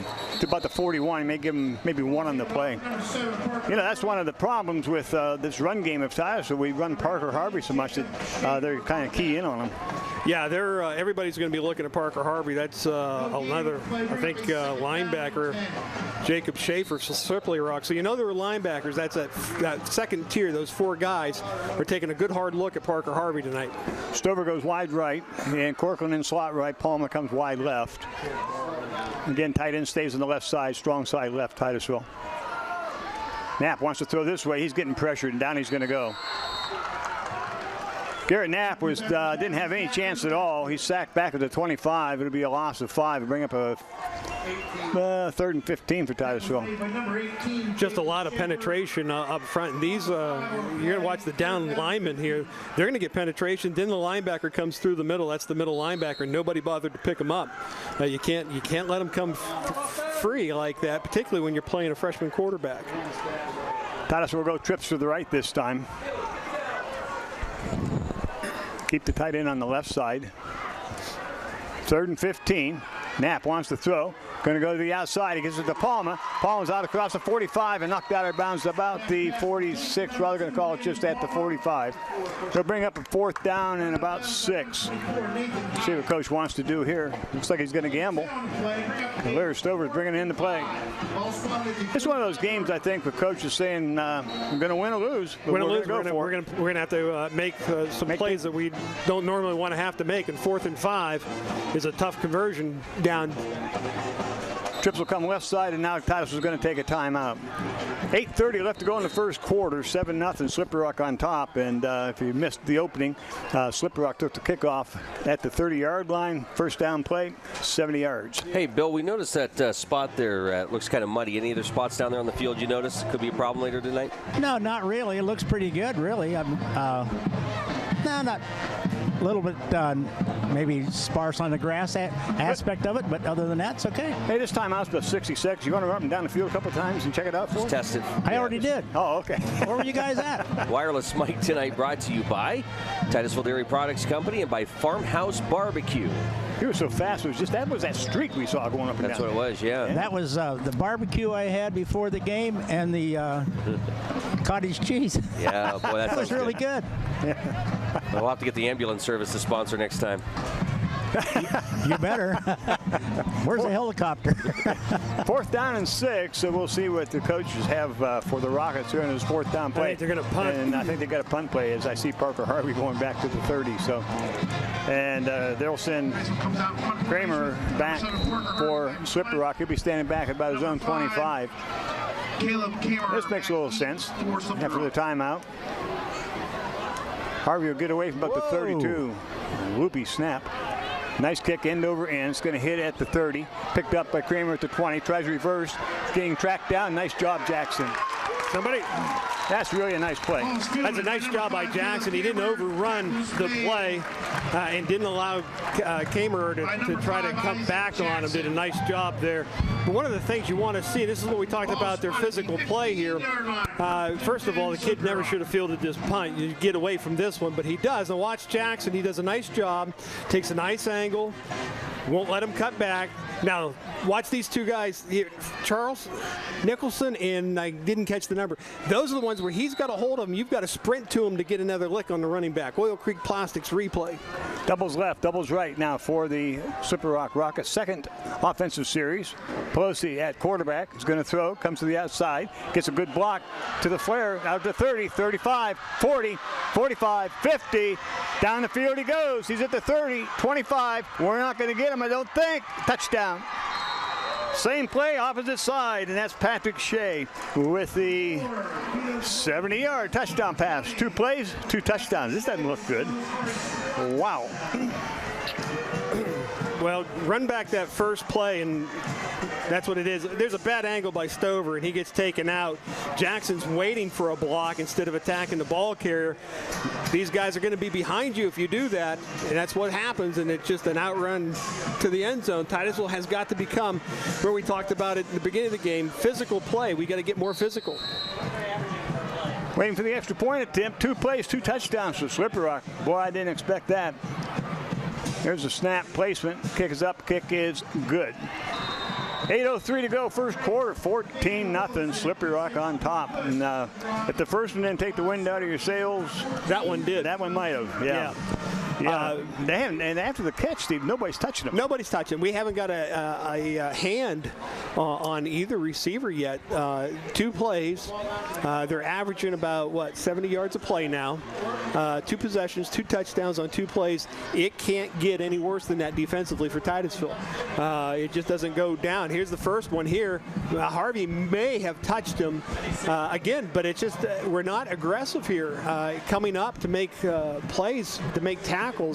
We're trying to play with blockers, or we're taking bad angles. That was the first one. The second one was a whole lot easier. No, on a coaching perspective, Steve, do you remember, was it last week that Corey, somebody threw a screen on us and did very well with it. And I wonder if they were scouted and they saw that we don't cover the screen well or whatever, because that's 2 screens that they throw in a row. Yeah, and it's. This is going to be tough sledding now. You're playing a good football team, and you just spotted them 14 points. Willison tees it up at the 40. Titusville will put Corcoran and Palma back. They'll be back at their 5-yard line. Last kickoff by Willison went into the end zone. We watched him warming up tonight. He's got a pretty strong leg, as does Wright of Titusville. But Willison is kicking the ball pretty well. He's a junior. Kick's going to be taken by Palma inside the 5 at about the 2-yard line, coming up the right side. Splits up the middle, goes to the outside. Look out! He's at the 40, that 45. Got a couple men coming after him. Get a block. Cuts it back to the inside. He's at the 35, still on his feet. Brought down at the 30-yard line. Rolls down inside on the fumble to about the 25. Tremendous run by Palma. Some pretty good blocking. That's what he does best. Yeah, he's exciting. This is, we've seen this 4 or 5 times, and, you think, well, this kid can't play at the next level. Hey, they do this. They bring guys in just for this kind of excitement here. He's going to take this ball deep. Now, number 50, I don't know where he was running, ran right by him, and they opened up a gap in the middle, and Palmas threw it. I don't think they were expecting that kind of a speed. Just couldn't quite get the lane to finish it off, and don't really want you to stop there, but a good return by Landon Palma. Titusville sends 2 to the left, 1 to the right. First down and 10 at the Slippery Rock 25. Exciting play by Palma. Oh, Knapp wants to throw, and nobody blocked the man off the right wing. Well, nobody saw him. You can see him sneaking up at the snap count, and this is what's going to happen because you've got an inexperienced quarterback in there, a freshman. He's just not seeing what they're trying to set up blitz-wise. He comes clean off the corner. Did we have anybody in the backfield to block for him? We put everybody out. I couldn't. No, I think we had. I don't think there was anybody back there. I think Harvey was in the setback. He was the only one, yeah. Yeah, somebody's got to pick him up. See it. Anyway, it's a loss of 7. Second down, 17. Doubles to the right, single to the left for Titusville. Garrett Knapp wanting to throw. Pressure again, throws up short, and it's intercepted by Slippery Rock. Got a flag down. Got a flag down, roughing the passer. But the ball was intercepted at the 30-yard line. They were going to that little flare to Harvey, but I think the roughing the passer is going to be in our favor, and we're going to get the ball back. Yeah, it is roughing the passer. That was the preliminary single, so we'll get it back here. But I do not like what I'm seeing up front. Look at these come through. I mean, these are quick 3-step, 4-step drops. and a quick release on the football, and our quarterback is still getting hit, and that should not be happening. We've got to start blocking somebody up front. Yeah, that was just plain 3 men up front coming at us. There's no blitz on that one. Well, they're going to send, in a 3-man front, you can almost guarantee some backer's going to come. They're going to bring a 4th backer. Sure. Now, Slippery Rock, watching here early on, looks like they're willing to bring any one of them or 2 of them, and most of the time it's been 2. We've just not been able to pick it up or make any adjustments on it whatsoever. So the backers are waiting, watching where the Titusville offensive linemen pick up the defensive line, pick the gaps, and are shooting them real quick. We've got to do a better job of picking that up. The committee is out here talking about what's going on. The committee of blacks and white stripes. Are they conferring on Kavanaugh? Well, I don't know. I don't know exactly what they're doing. There was an interception at the 25. Wait for the FBI investigation to take place. Yeah, personal foul, roughing the passer. And that will be interesting. So it should be a first down. So they're coming over and talking to Coach on the Titusville side. And we're going to wait and see. Now, they're still talking. It'll be a second down. I think it's a 15-yard from the spot of the foul. Well, they're going to mark it off from the line of scrimmage. If that's the case, it'll bring up a second down, too, because it was 2nd and 17 to start with. I don't know. I don't know if that's... Is it a spot or from the line of scrimmage? I think it's from the line of scrimmage. I think Holding's the spot. Okay, now it's the first down. An automatic first down then. Well, he signaled first down, but he's short of it. Well, he should be. It should be should be second down, and there's a little confusion still as to what down and distance will be. It is 2nd and 2. Well, the lead official motioned first down. Now it's 2nd down, and they're calling it 2nd and 1. So we'll see. We're still discussing it. Let me see. Now, page 13. Section 1, subsection 2, paragraph 3. Now they're saying the first down. Now they're moving the change. Now it's a first down, yep. Saying it's an automatic first down. Do we need to send Bill out there? Is a first down for the Rockets. Yeah, guys. First down and 10. Good call, Bill. Automatic first down. So let's see if we can take advantage of this. It's first down and 10. The ball now is down at the 16-yard line of Slippery Rock. Got to make something of this now. Peterson wide to the left, Signal wide to the right, giving off the tailback, trying to get to the outside. Harvey cuts it upfield and gets inside the 15 to about the 13. So we'll pick up maybe 3 on the play. That's so far our best running play of the night. With Parker Harvey, and we're going to go outside here. Again, it's just up front. We've got to do a better job of blocking. We got to realize what they're doing. Again, they're still getting penetration on us. Parker, though, able to get up ahead of steam and drop a shoulder. Jackson, Corcoran, and Palma all to the right. Harvey stays at the tailback position. Goes to Harvey. He wants to get to the outside, tries to cut up, and he just cannot.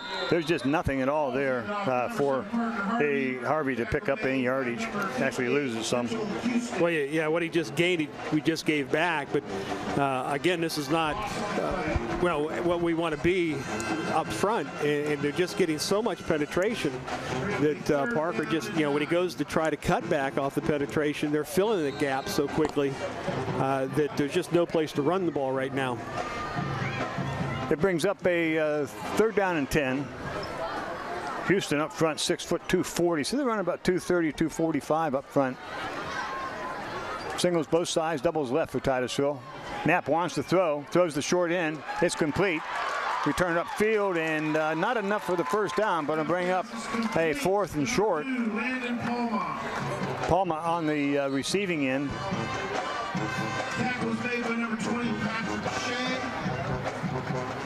Fourth down and about 3. About 3 at mark, yeah. About 3. Yeah, if you weren't down 14 points, I would think field goal here, but being down 2 touchdowns. 5 minutes left to go first quarter, 14-0, Slippery Rock. You guys watched right during the pregame show, working on his kicks. Yeah, he's kicked the ball. A couple of them were good from like 40, 45 yards, so he's got a lot of range. Single left, single right. Now we have a double tight end offense for Titusville. Knapp wants to throw over the middle. He does once again, and it is incomplete. No flags, and the ball will go over to Slippery Rock at their own 8-yard line. First down and 10. This is a good play by their corner. We get the cut on the inside, and he just comes right in on his back pocket. And you're going to watch. We're going to break right in there, and he stays right with them. It's a good throw right where it needed to be. It's just a good play by the defense. So Slippery Rock now will take over first down and 10, leading 14-0. This will be their third offensive play of the game, folks. And both their touchdowns came on an offensive play. And one play each. And I was highly offended by their offense. Titusville's got to do a better job here. I mean, they've just got to get ready to play here on this play. Doubles right for Slippery Rocks, doubles left. One man in the backfield. Thought we had a man uncovered there, Adam. Now they put a man in motion. Kramer, they're going to throw to him. It's going to be the same play. And this time Harvey comes up quick. And the pass goes incomplete. Well, that's the adjustment Titusville has seen. Now, granted, we've only seen 3 plays, but when Kramer goes in motion where he's not in the backfield, it looks like they're going to throw the ball, and Harvey is peeking at Kramer hard. I think that might be where he's going to be keen. Quick offense with Slippery Rock, second down and 10. Again, at their 8-yard line. Trips to the right, single to the left now for the Rock. Slippery Rock. We're set. Ball's on the ground now. The quarterback picks it up, but he's going to be hit and drop. Coming up is Harvey. Parker Harvey with the stop, but we had a shot earlier in the backfield there. Joseph Jacobson misses him. And they were moving. Now, you won't see it in your screen, but the outside receivers were not set when the ball was snapped. That's a penalty. So third down and 7. Trips to the right, single to the left now for Slippery Rock. Titusville's couple trips with doubles. Now they put a man in motion. Kramer goes to the left, gets the ball, swings to the left side, and he's going to be hit. He's going to drive forward. He's going to get the first down. He's out across the 20 to about the 22. Thought we had him stopped in the backfield, but he picks up enough, I believe, for the first down. Yeah, there that time, instead of throwing a pass when he went in motion, they give it to him on that jet sweep series that we try to do with Landon Palma, and they get the ends hooked and are able to get downfield and pick up a first down. Doubles to the left, doubles to the right now for Slippery Rock. Pelosi looking to look to his left side. He's going to get some pressure. Now he throws over the middle. Oh, almost picked off by Corcoran. Oh, we had a pick 6 there just out of his hands. Good read by Corcoran. And those are the plays when you're in this position and struggling as a football team. You got to make that play. You cannot let that go. He reads it, does an excellent job of reading the play. And was it tipped at the... Run that back a little bit. We'll have to go back and look. I didn't see it. We'll go back and look. I don't know if it was tipped or not, but you got to make that catch. We need that pick bad. Doubles right, doubles left for Slippery Rock. 3:30 left to go in the first quarter. 14-0 Slippery Rock, looking to throw deep over the middle, and the pass is in and out of the hands of the intended receiver, and that would be Hyatt. Brings up a third down and 10. We're going to take a look at this. Is the play, I think, before this one. No, it wasn't. No, you got to make that interception. Get there. You're there, don't waste it. Oil Creek Plastics giving us our replays this year. Slippery Rock now will send 4 to the right.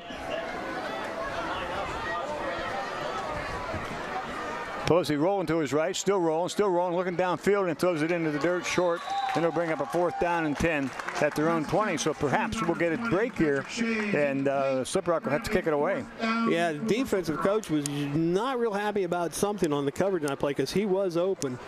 Just threw it 5 yards short. So Titusville getting the stop they need now to make a play here. We got to get points. I don't think you had enough guys out here to cover what they had. No, we didn't. They had 4 to the right, and then they rolled out and sent another man out from the backfield. They loaded the right side, our left side defense. Willison back to kick. He'll get the kick away from about his 7-8 yard line. Good snap. Nice punt. Going to be taken by, Palmer slips and falls down. He's going to get out of the way. The ball's going to roll inside the 35, and it'll be down to about the 33 of Titusville. That's where we'll put it in play first and 10. Boy, we got a little bit of a break there when Palmer came up to try to field that. They decided he couldn't get there. It slipped. The ball almost hit him. So Titusville takes over first down and 10. Moved the ball pretty well last series. Got a break on a 15-yard penalty, but unable to do anything about it. And or take advantage of the penalty. So we got a long ways to go here. It's spotted at the Titusville 33, so 67 yards from pay dirt. 3:14 to go first quarter, 14-0 Slippery Rock, and 2 plays that broke our back so far in this quarter. So well, it's, but they've only had 5. Yeah, and 2 of them went for touchdowns.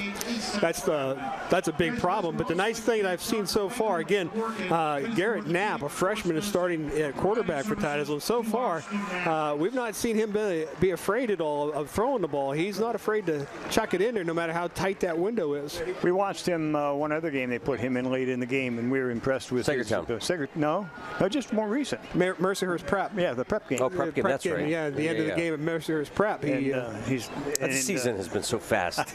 It was 6 weeks into it already. It is. Yeah, that's amazing. Yeah, I can't wait until there's only 6 weeks left of the NFL. Well, we'll be out of it by that time, the way the Steelers are playing. Well, they won 30-27, but they're giving up 27 points for crying out loud. Professional. You don't give them anything. You're professional. You got to give up something. You shut them all out. Against an Ivy League quarterback to boot. Yeah. Titusville first down and 10. I'd take his ticket away for Sunday night. if he's going to complain like that. I'm going to root for Baltimore. Signal to the right, signal to the left. Ball's handed off. First man through, drives out across to about the 35-yard line. Pick up of about 3 on the play. A little better job up front there. And it's not a matter of Titusville's offensive line having to stop the penetration. Just get them to penetrate where you want them to penetrate, not where they want to penetrate. Yeah, we'll give them 2 on the play. Second down and 8. Palmer will come wide to the right for Titusville. We'll send doubles to the left. It'll be Jackson and I believe Riley Corcoran. We have Nicholson in the backfield now for Titusville.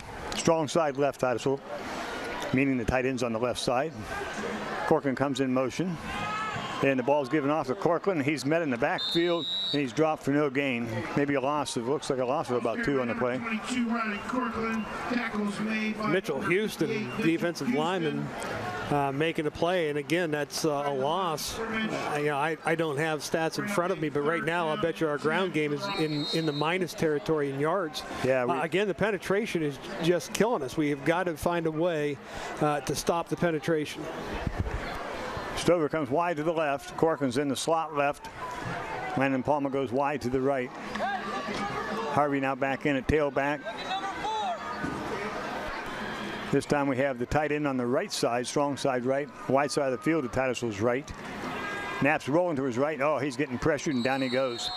Absolutely no chance. As soon as he gets his drop, somebody's right there, and nobody's picking up. No, we haven't. Again, the defensive linemen are just, right now, in that 3-4, they don't even have to bring an extra rusher. Their linebackers can stay back there and play pass coverage. We just can't seem to stop the penetration up front. So it brings up a punt formation for Titusville. Parker Harvey will be doing the honors for the Rockets. He'll get the kick away from about the 12, 14. Kramer's back, standing at his own 42. See where the kick goes. Parker's got a good leg. There's a nice punt. It's going to drive him back, and the ball's going to be taken by Kramer at the 36. It goes out to the left side, blocking the back. Throw that flag. Oh my! 36-yard line or 46-yard line is where the tackle was made, but definitely blocking the back there. Wow. Either that or my eyes are bad, and that's possible too at 106. I know. Let's run it back, and we'll see whether or not your eyes are bad or whether it was indeed a block in the back. It's a good kick from Parker. It's got decent distance, and it's got good height to it. Coming right into your screen right about now. And we didn't quite see it, but it looked like a block in the back. Well, I called it. I'll give you that one. Doubles to the right for Slippery Rock. Doubles to the left for Slippery Rock. Single in the backfield. Pelosi out of shotgun. Put a man in motion to the right. Kramer looking to the right. You're going to throw over the middle. Wide open. Hyatt at the 10. 5. Touchdown. That time Titus will come up really quick to get the swingman. Steve opened up the backs, and with no trouble whatsoever, Nathan Hyatt right down the seam. Dadgummit. Well, your safety can't watch him run by him. you're going to send your backers on this. You don't have a choice. You got to stop them early in this short passing game that they've got. And that's what's going to happen. Our backers are going to come up quick. That opens up that intermediate gap for that seam route. But your safety just kind of let them run right by them. You can't let them go deep on you like that. Wilson will get the extra point opportunity, try to make it 21-0. Snap, placement, kick is up, and the kick is good. 48 seconds left in the first quarter. It's 21-0 Slippery Rock. You know, Steve, one of the first things I have to say, Grove City beat this ball club 33-7 last week. How good is Grove City? Now, I know Titusville's made it look a little easy for them, I think, tonight, so far anyway. But beyond that, it's pretty tough down that way. But let's face facts here.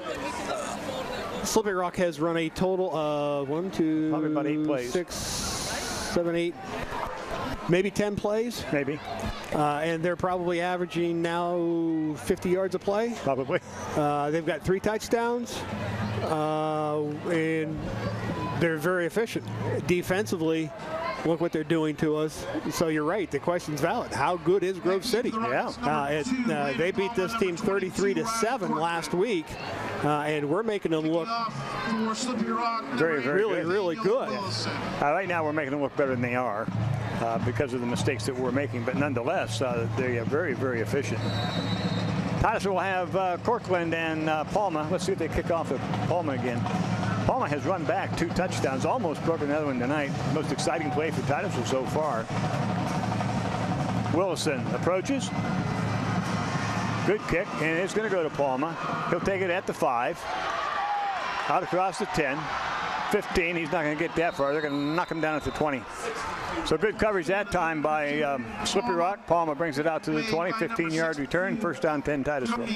Well, it's this is a big statement, but in the first period, this is a must possession. It has to be. You have to have points here. If you don't, it's the thing that happens. Your attitude is what. Well, it's just starting to slide down. Yeah. All the excitement, all the adrenaline is gone from your sails now. You're down 3 touchdowns, and you're still in the first period.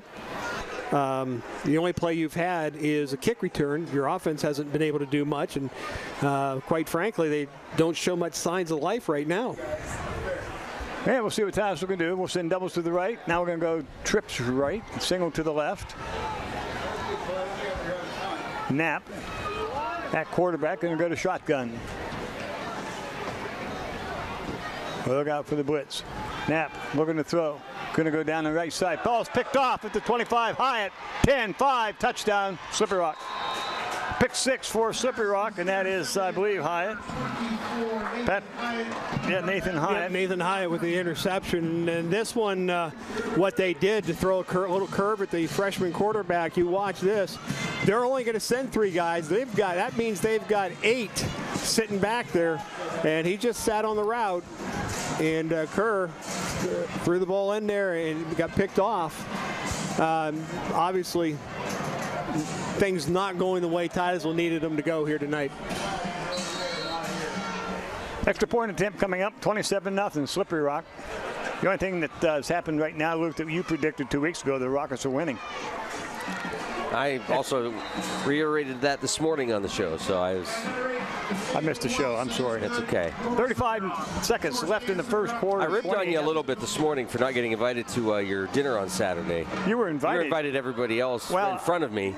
My wife was supposed to call Amy. That didn't happen. Yeah, that's not true, but I think he bought that. I don't know what you're talking about. Hey, at halftime, we'll be crowning the homecoming queen. Good cover. Thank you. I'm about ready to wrap my son in the back of the head here. I'm sorry, I wasn't paying any attention. Hey, I think so far this season, every home game has been nice. Are you talking weather? Weather-wise, yes. I was going to say because the football is... Yeah, weather-wise. Football's a little weak, especially tonight. Yeah, the weather's been nice. And it is nice. It's a nice night tonight. It's just not a pleasant football game to... Now the Rockets are struggling big time here. First quarter, 28-0. And I expected Slippery Rock to look good, but I didn't expect them to look quite this good. Well, we'll see if we can get something going here. It's a combination of them looking good and us not helping ourselves. Yeah, we're not... I think our heads are still in the week of homecoming events. Willison's kick's going to be short, and we hit the ground, and it'll be picked up by Palma at the 10. Going to try to get to the outside, cuts it up the middle, across the 30, get to the outside, got a good block, 35, and he stopped and drilled at about the 34-yard line by Kramer. One of the things Slippery Rock seems to have done now on their kick coverage is they're running down in waves. They've got an initial wave that runs down there. Palma does a nice job, gets by that real quickly. You're going to see here, other than letting the ball hit the ground, he's going to catch this ball, and he's going to see, here comes that initial wave, and they're forcing him this way. Now he does a nice cut in to the outside, but you're going to see this guy, that's Kammerer there. He's lagging behind as like the safety guy waiting to see which way Palma breaks, and then he's going to come across and make a tackle. So it's a nice special teams play for both sides, really. Trips to the right for Titusville. Down 28-0, 25 seconds left here in the first quarter. Out of shotgun, Garrett Knapp. First start for Garrett, freshman. He's going to keep. One didn't want to, but he is going to keep. Goes to the 40. I think a busted play there for Titusville. And that might happen the first time these guys have worked together in a game situation. Yeah, he was just a little bit late trying to get to that mesh point, and Parker can't slow down to try to get to meet him there. So the quarterback, you can see he's looking for it. He didn't get it and does the right thing. Turn around. But do me a favor, for crying out loud, hit the guy. You're going to have to block 4 anyway. Knock him off his feet. Into the first quarter, it's 28-0. Slippery Rock on top. We'll be back with second quarter action right here at Homecoming 2018 at Carter Field. Stay with us. We'll be right back.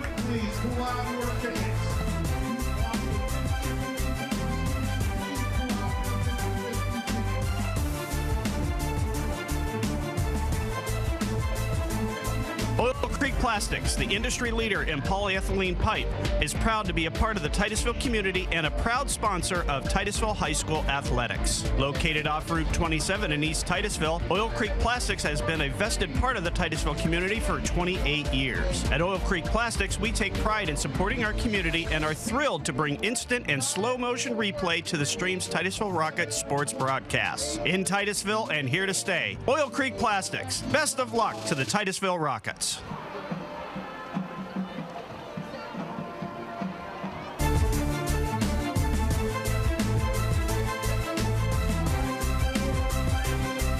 And welcome back to Carter Field, Homecoming 2018.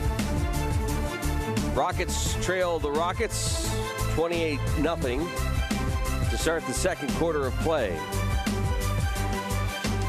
It's the wrong Rockets in the lead. Well, we'll see if we can do something here. Forget the first quarter. Let's start over again. First down, check that. Second down, 12, Titusville with their own 30. Doubles right, single left. Knapp looking to throw. Going to throw the swing pass to Harvey. He's got it at the 30. Breaks one tackle out across the 35. And he's going to be hitting stacked up. Nice drive, Pat. Now, nice drive. Here's the difference between Titusville and Slippery Rock. We can roll that back real quick. I'm going to show you the difference when we talk about physical play. If we've got it. This is a good offensive play for Titusville. I don't mean that. It's a nice little swing pass. He does a nice job. Get it out here. Now watch what happens when Parker Harvey gets hit. Okay, there's the cut. Now watch coming in here. Here comes 18. That's what I'm talking about. You've got teammates holding the guy up. You've got to come in there and make that hit. And Titusville won't make that hit. Single to the left, single to the right. Double tight end for Titusville. Knapp. Rolling to his right. Looking, so he's got a man deep. He's got a two. Comes up short. No, he makes the Stair comes back for the ball. Stover, and he makes a reception at the 45 of Slippery Rock. Kind of a bust. The play went in our favor. Well, it was, and the defender was in position to make the interception. Now, if the ball hadn't been underthrown, he was beat deep. But Stover does a nice job of getting behind him. The ball, I think, kind of slipped a little bit out of Garrett's hand, but you can see the defender falls. Stover comes back and makes the catch. Nice job for Titusville. The ball's obviously going to have to be put in the air. Got to work on that stiff arm. We need to. I wanted to catch that one. It was right there. Oh, I'd rather watch Laird Stover catch it. Me too. Doubles to the left, single to the right for Titusville. First down and 10 at the 45 of Slippery Rock. Knapp looking to throw over the right side. He's got a man going deep, and it's going to be picked off at the 35 and dropped at about the 40. That's going to be Pliskova. with the pick. By Slippery Rock, number 10. I'll tell you what, guys, if he throws that ball about another 3-4 yards longer, that's us. Yeah, but the other thing, I'm going to watch the receiver here. He's going to try to throw it to the outside receiver, break it in. Yeah, it was. I think it might have, because it's way behind him. Yeah. I think he's having a little trouble holding on to the ball. I don't know whether it's his hand's been hit and he can't feel fingers, or whether the ball's getting just a little bit slick on him. But that's two now we've seen kind of bobble out of his hands. 10:30 left to go in the first half. 28-0, Slippery Rock. This is an important stop for Titusville, because this runs the mercy rule into effect if they score here. 2 to the left, 2 to the right for Slippery Rock. Man in motion to the right. Oh, he turned up early. Straight up the field. The ball's given off to the first man. He'll drive ahead for about 4. Yeah, I thought he did too, Bill. Number 5, Caleb Kammerer. Partridge on the tackle. Number 76, Stephen Partridge. One of the things that bothers me with our line plays is watch these guys coming up. They come up, they're standing straight up. And they're letting people get into them a little bit more.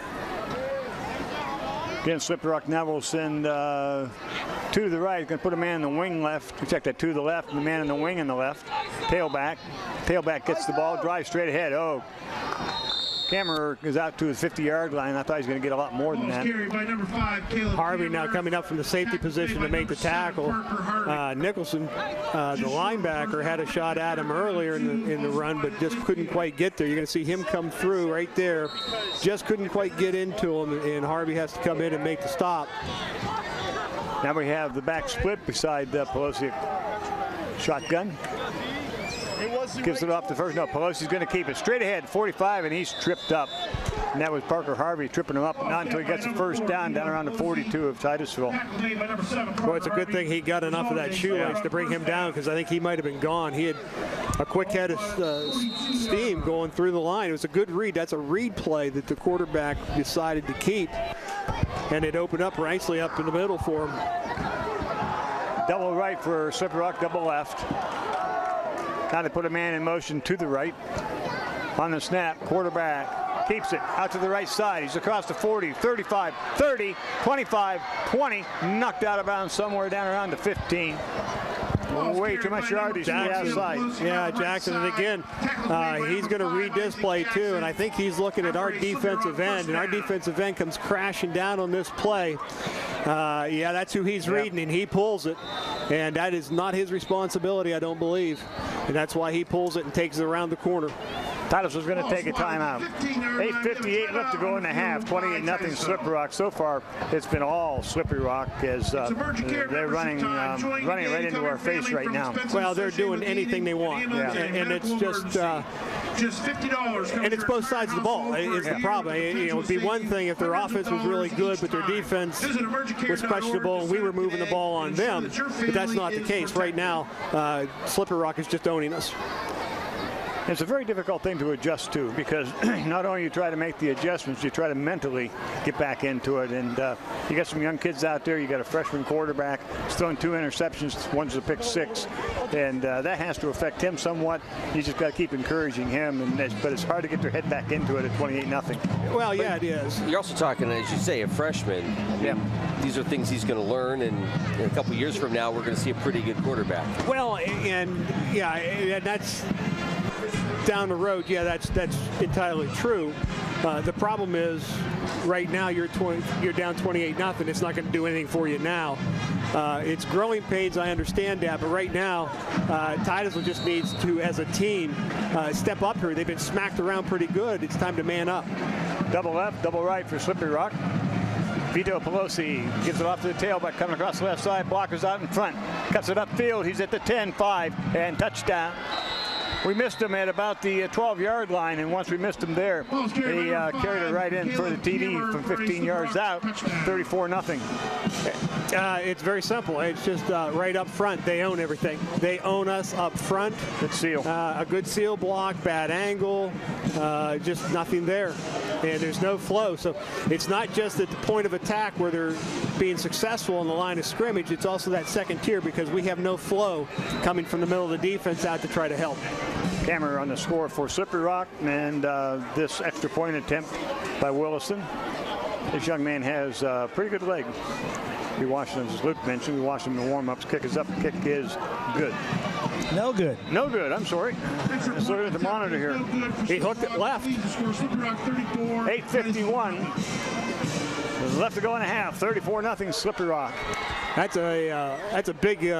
If you're a Slippery Rock fan, that's a big miss right there. Yeah, it is. Because we've talked about this a little bit this year, and we talked about it a whole lot last year. 35-point spread starts what they call the mercy rule, and I don't know if it takes effect in the first half or whether it's just for the second half. But once you get that spread, it doesn't make any difference what the other team does. That rule's in effect. 8:51 to go in a half. Bill, is there any oxygen left down there? These guys are taking all the air out of everything. Well, I don't know, but the line play has been horrendous, guys. I've been watching them, and our offensive line's getting pushed around. There's nothing there, and defensive line's about the same thing. And it's just not a good night for us right now. Hey, Bill, give us a positive. A lot of fans here tonight. We're going to see some shows coming up here at halftime. Yeah, I'm going to get an interview with the homecoming queen too. Very nice. I'll see what she's wearing, guys. It's one of the best crowds of the year. The fashion. The fashion man. Yeah. Slippery Rock's got a good following. There's only about 50 or 60 people at the beginning of our broadcast. Now it stands are pretty well filled on the far side. Certainly on our side in the grandstand. So we've got a couple thousand people sitting here this evening. It's good to see. Great crowd. A great crowd. Hey, despite the score, isn't this great, though, a Friday night at a football game? Oh, you can't beat it no matter what's going on. What the score is, you're here, you're having a good time, and you're eating popcorn and having a good time. Kickoff comes down, going to be taken by Corcoran at the 10. Straight up the field, out across the 15. Look out! He's at the 45, the 50, the 45, the 40. We missed him. And that missed one block. Then he's down at about the 25-yard line. Another good return by the special teams, Titusville. One block, guys, one block. Well, you could see that happening right as soon as he caught the ball, and you could see that. There's a wedge Titusville kind of forms right up here, and you're going to see they're going to just open that right up, and it's just wide open, and Riley Corcoran just breaks it for all he can get, and finally gets corralled down around, what, the 25? About the 25-yard line. I think Slippery Rock looked for that kickoff to come either left or right, and he went right in the middle. First down and 10, Titusville at the Slippery Rock 25. We've had it in this position before because of another kickoff return by Palma, so can we do something?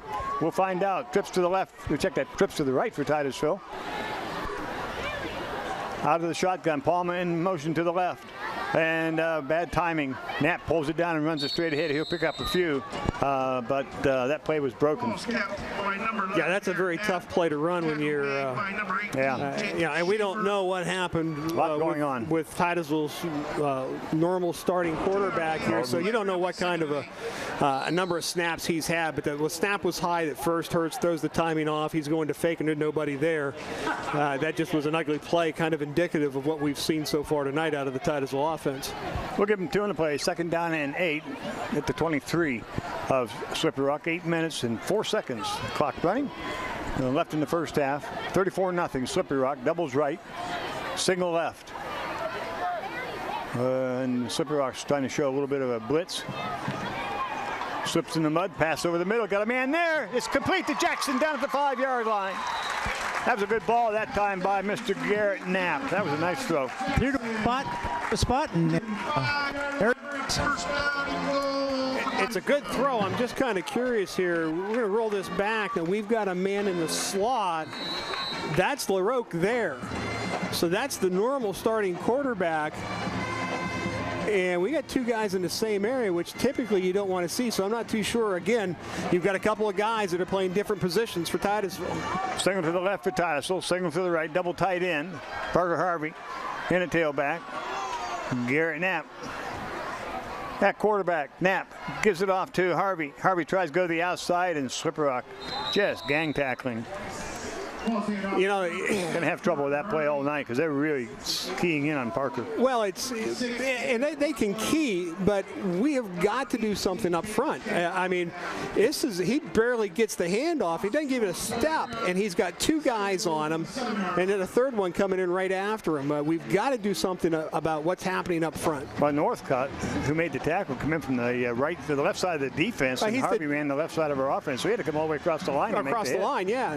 Now they're pinching pushing down a little bit, maybe, but still, you got to be able to slow him down. Trips to the right now for Titusville. Garrett Knapp out of shotgun. Rolling to his right. Throws over the middle. It's complete to Palma, but he'll be short of the goal, about the 2-yard line. Bring up a third down. Now that was a nice, that was a really nice thrown ball there. That's the kind of balls we've seen. So the couple of we've seen him kind of wobble. I think they've slipped out of his hands. Now he's maybe gotten a towel, dry him off a little bit. But this is a nice ball. You're going to see him just drill this ball in there. That's a good throw. That's where you want to have it on there quickly. Titusville send 2 to the left. They got a third down and goal from the 3. This is a big score for Titusville. They need to get this. Knapp looking to throw over the middle, and almost picked off. Oh, that would have been a pick 6 for Slippery Rock had he been able to hang on to that would have ball. been his second, too, because... yeah, that's Nathan Hyatt. That's Hyatt there. He's already got us for 1. This was a nice kind of play here, asking a lot of the freshman quarterback to look hard to his left and then come back and try to throw that in there. And with the little time that he's had to throw the ball, I'm not too sure, but what I would have preferred he throw that thing to the back of the end zone. Well, this is it. 4th down and goal from the 3. Can we get it in there? Trips left side. Jackson, LaRoque, and Palma on the left side. Harvey in the backfield. Knapp out of shotgun. Low snap. Knapp looking over the middle. Got a man wide open. Touchdown, Titusville. Good job by Titusville. And Titusville picks up their initial touchdown of the game. And again, I apologize. It's 86, I believe, and I don't have. I didn't catch the announcer's name either. I don't know who that is, but again, this is the freshman showing us quite a bit tonight. Now he's made his share of mistakes, but this is a bad snap. But he looks left, doesn't see anything, doesn't panic, comes back to his right and finds his man open over the middle, and a nicely thrown ball. So Titusville picks up their first touchdown of the evening. Nick Wright to attempt the extra point. Snap, placement, kick is up, and the kick is, get it in there. Good, just over the bar. 7 points for the Rockets, 34-7, and that's a very important touchdown for Titusville. Guys. Hey, Jim. Yeah. 86 is Angel Vroman. Okay, thank you. You're welcome. We don't have him on a program up here. If I'm Slippery Rock, I'm on the Slippery Rock coaches right now. I'm chewing on my kids a little bit because of special teams play. Yeah. You know, the only reason Titusville has gotten a touchdown and been anywhere close because you guys keep giving up 50, 60, 70-yard returns. Yeah. You got to stop doing that. Angel Gomez. Angel Gomez. He told me. Well, never mind. Either way, it was a nice throw and a nice catch. Yeah, we want to celebrate Bill's last night with us here tonight. But you know, so far, what I've seen out of the freshman quarterback has been pretty impressive. He's panicked a couple of times, and you're gonna see that with a freshman quarterback. But on that play there, a 4th and 3, your team needs a touchdown. He did a really nice job of staying under control, going through his progressions, and making a good throw. Yeah, he looked left. He looked everybody off. Then he came to his tight end, I think he's a tight end, Gomez. Kickoff, right. Ball's taken off the hands into the 15, the 5. You got to pick it up and run it because you touched it. Don't overrun it. Don't overrun it. Oh, he breaks it out to the 10, 15. We overran it. He's at the 30, 35, 40, 45, 50, and down to the Titusville 48. Oh, we had him back inside the 5. And we overran it. I just too much excitement. Well, there is. I mean, when you're coming down on kick coverage and you see a guy completely muff the kick, and that's what happens to Kamer here. You know, he muffs this thing back there. Now you're thinking, got to get there, got to get there, got to get there. You got to get there under control. And we've got, look at that, 4 guys. Ran right by him. And we're just running right by him. Actually, had about 7 by the time it was over. Yeah, you got to run to the ball carrier once you get through that line. 5:30 left to go in the half. 34-7. Slippery Rock doubles left. Single to the right. Pelosi gives it off the first man through, and he's stuck right at the line of scrimmage. Maybe you lose a yard. That was a good defensive play. See Nicholson there. Nicholson getting up off that pile. Jacobson, Edwards. Yeah, Edwards in there. Yeah, we talk about emotions, Steve. You know, you're down 34-0, and then you come back and score off a good run back and all that. Kind of get the adrenaline going. See, can we play saw some good defense last week. We didn't mention that. I mean, there was a lot you could pick apart about last week's game, but ball is hand. No, it's kept by Pelosi. Goes across the 45, the 40, 35, 30, and nobody's going to get him. Harvey's chasing him, but he's not going to get him there. Touchdown. And just that quick. Yeah, Gummit right away. Slippery Rock comes the other way and scores with Mr. Vito Pelosi. Do we have that one? Did we get that? This is another one of their read option plays, and we're crashing in hard. And I can't say for sure, but I think the defensive end is not supposed to crash on that play. The tackle should probably take the running back. And watch the mesh point here. The defensive end should take him, but he crashes in on the fullback. There's nobody out there for the quarterback, and he's got good speed, and he just outruns everybody. Parker Harvey doing a nice job trying to get him, but doesn't happen. Here's the extra point attempt. Snap, kick is up, and the kick is good. 4:50 to go in the half. It's 41-7. Slippery Rock on top. Well, it's time to criticize a coach here. And I'm going to criticize the Slippery Rock. Hang on a second. Time to criticize a coach moment. Brought to you tonight by Bill McCrillis. I'm just curious as to why, if I'm Slippery Rock's coach, if I go for 2 there and get it, I've got the 35 points I need for the Mercy Rule. I'm surprised, not really criticizing, although I think that's what I'd have done, was gone for 2 to get that Mercy Rule into effect. Not that I'm trying to embarrass a high school team or anything. I just want that 35 point. Yeah, get those 35 point spreads so that clock will run. I'm just kind of curious because, as bad as this game's been for Titusville, we've seen games before where the halves flip. In the second half, Slippery Rock may not, be trampling over their own feet while Titusville looks outstanding. Stranger things have happened. Yes, they have. And that has been criticize your coach. Yeah. Let's see. Over the last couple of years, Steve has taken away my keys to the game in the pregame. Players to watch. I didn't take those away. You just asked me if we wanted to do them, and I said no. That's true. 41-7, folks. Willison.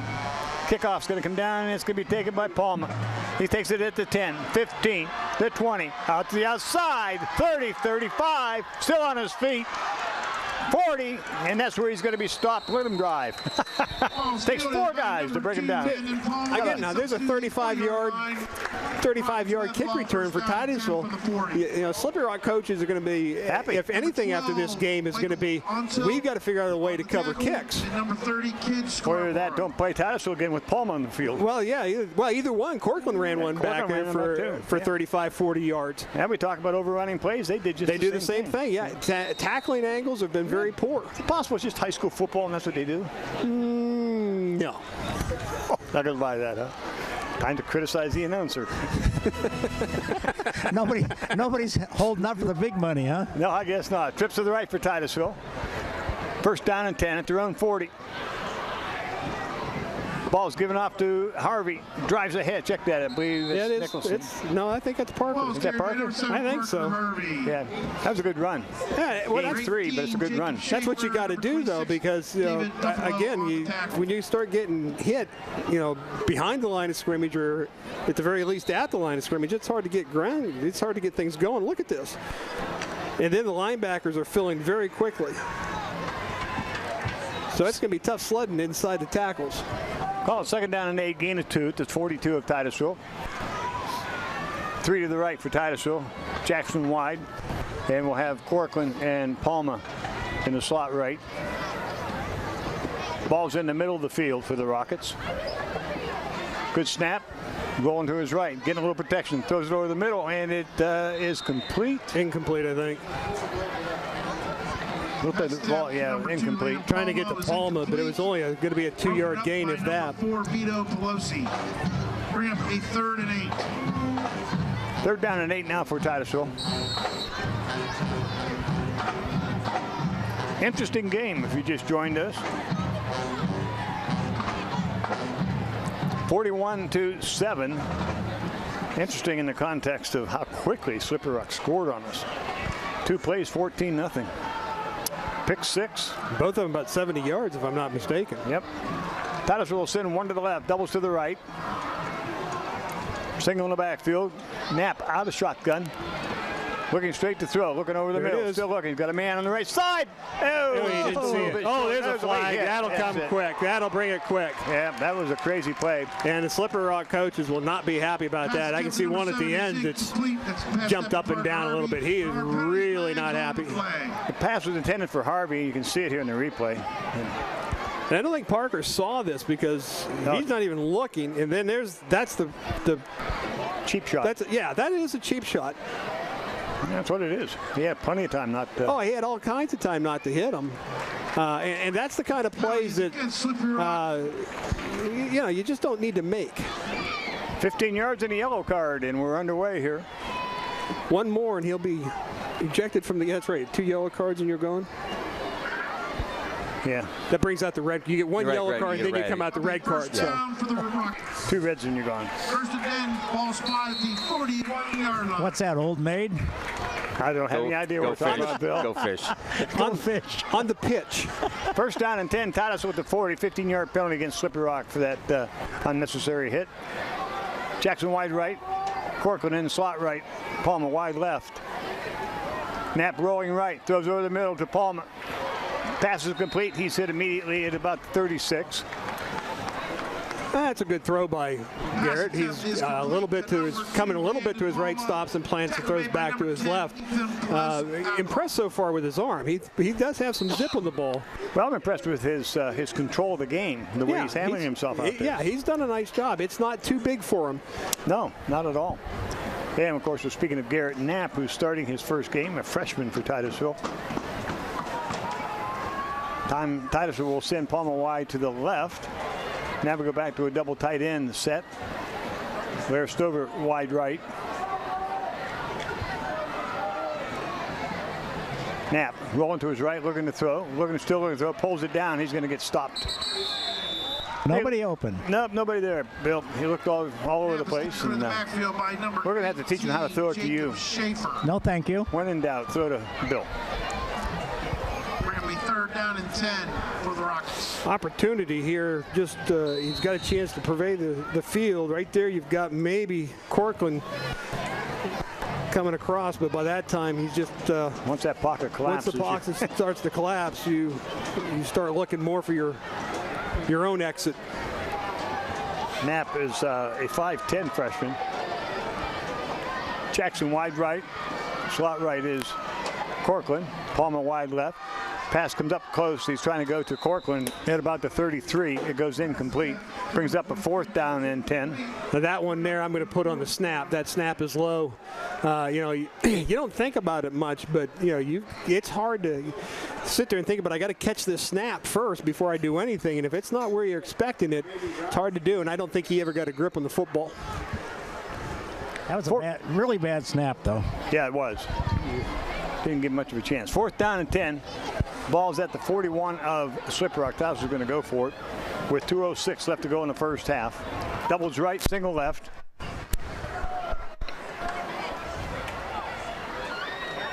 Garrett wanting to throw deep. He's got a man out there all by himself. It's complete.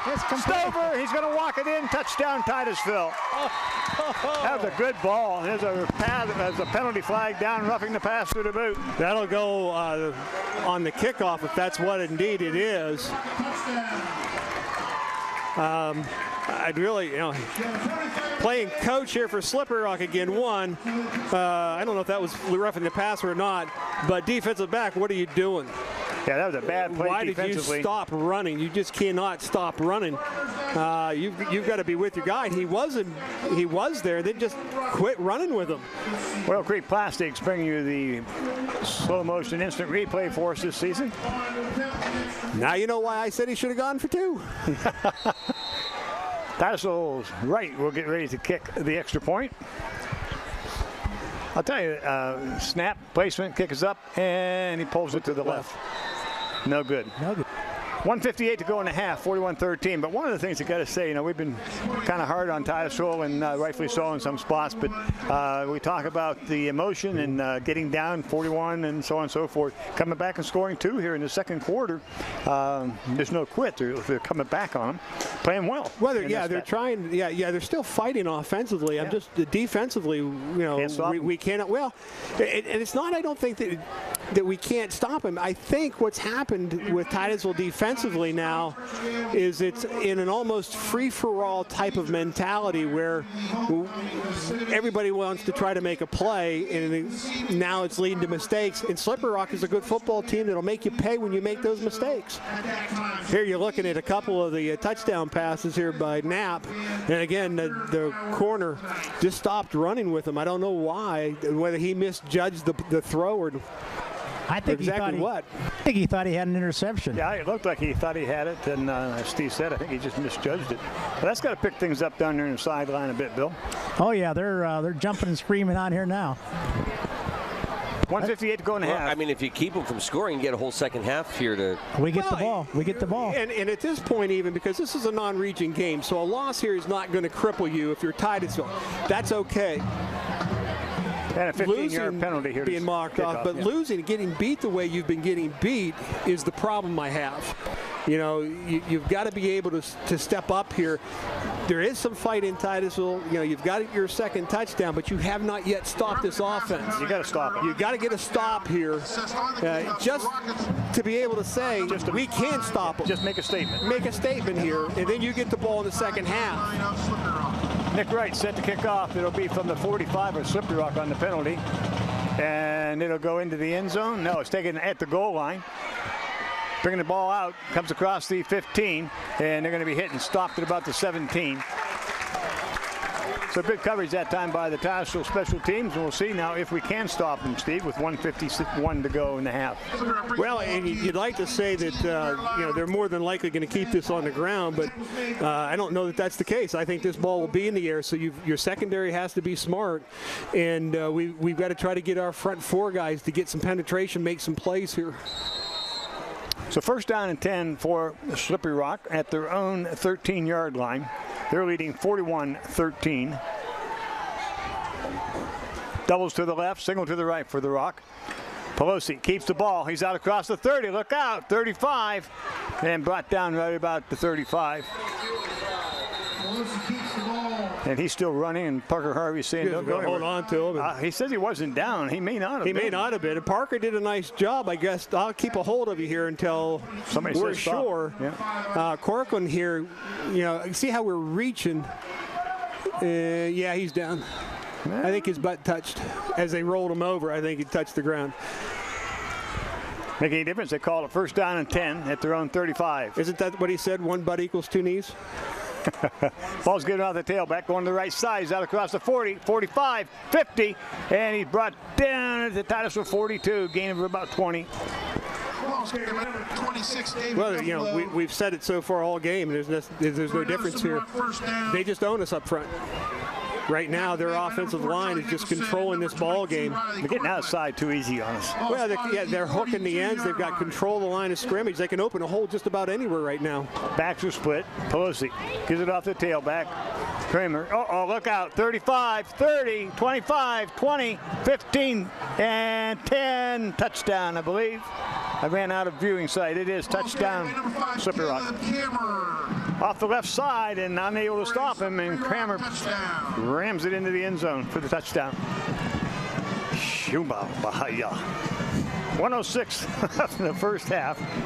And look at where the blocking is, and there's nobody there. We're being pushed, literally being pushed 10 yards off the line of scrimmage.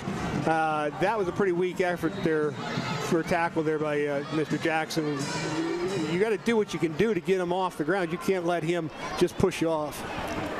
Extra point attempt at 47-13. Snap, placement, kick is up, and the kick looks good. 106 left to go. Halftime coming up. 47-13. The Rockets on top. And once again, I asked the same question. Why not 2? You know, why not 2? Why did you not try to get that 35? What is 35? Oh, it is 35. Oh, that's because we missed one. And once again, we ask, how'd you do in math? I was not good in math. Mr. Ontill will not be happy. 2 plus 2 is 5? Hey, Adam, I forgive you, buddy. I know now why you had trouble with math. How did Mark ever become an engineer? Actually, that one there was pretty darn good at math. Yeah. There wasn't much he wasn't good at. Adam's a good guy. 35 points. No, he says. Adam says no. We'll talk about it Monday. Merciful Boku. Well, the big difference there is we missed the extra point. We missed the extra point, yeah. And that's so. You're right, Steve. They should have gone for 2, but they didn't have to. They didn't have to. The extra point. They didn't miss it. I've done it all my life. I bailed them out from day 1. I just want to let Coach Baldwin know that when he sits down with Steve and criticizes him for being, so harsh tonight, bring up this little point of his math skills. His math skills. Yeah. Willison will tee it up at the 40. I played quarterback. You took too many blows to the head. I didn't play with the short kick. And it's going to be recovered by Titusville at the 35.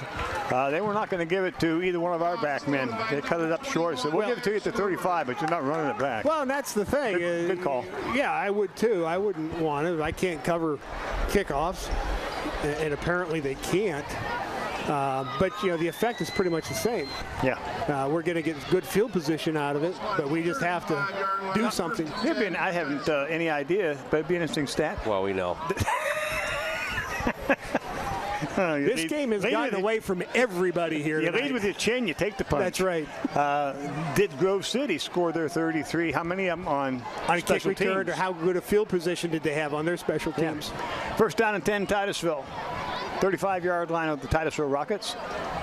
Goes in motion to the left, low snap, and Knapp's got a fall on it. That doesn't help you a bit. Brings up a second down and 15 or so.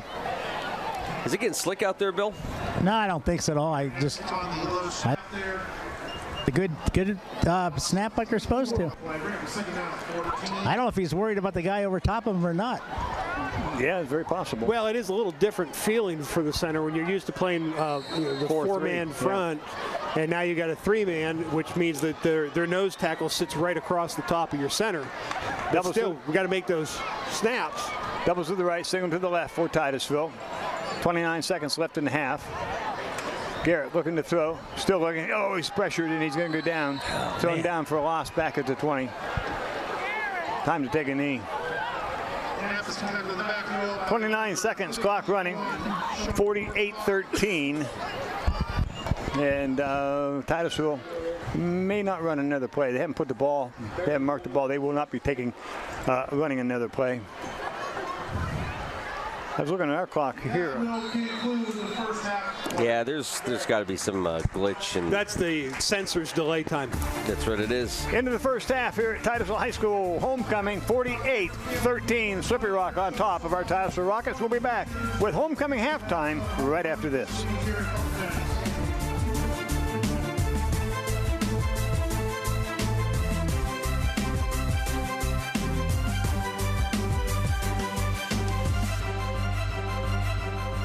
Are you moving at the speed of business? File transfers, multiple locations, video chat. Companies these days are using more data than ever, and it's got to be fast. With gigabit internet from Armstrong Business Solutions, you can keep up with the pack no matter what size your company is. We can provide your business a reliable connection to our advanced fiber optic network with speeds from 100 megs up to 10 gigs per second. Get your business in the fast lane. Armstrong Business Solutions. Your business is our business.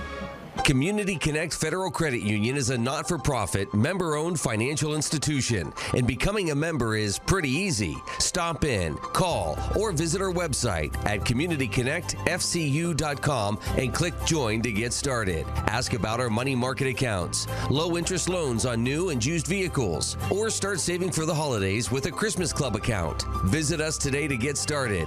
We're Community Connect Federal Credit Union, 1050 East Spring Street, Titusville. The Gordon B. Garrett Funeral Home is dedicated to providing the highest level of service to Titusville and surrounding communities. Our family and staff continues the tradition started by Gordon B. Garrett in 1965, treating our clients with care and respect. Since then, we have grown, now in our third generation and in 2 locations, 303 North Washington Street and 203 East Main Street, Titusville. The Gordon B. Garrett Funeral Home, a history of tradition and commitment to excellence.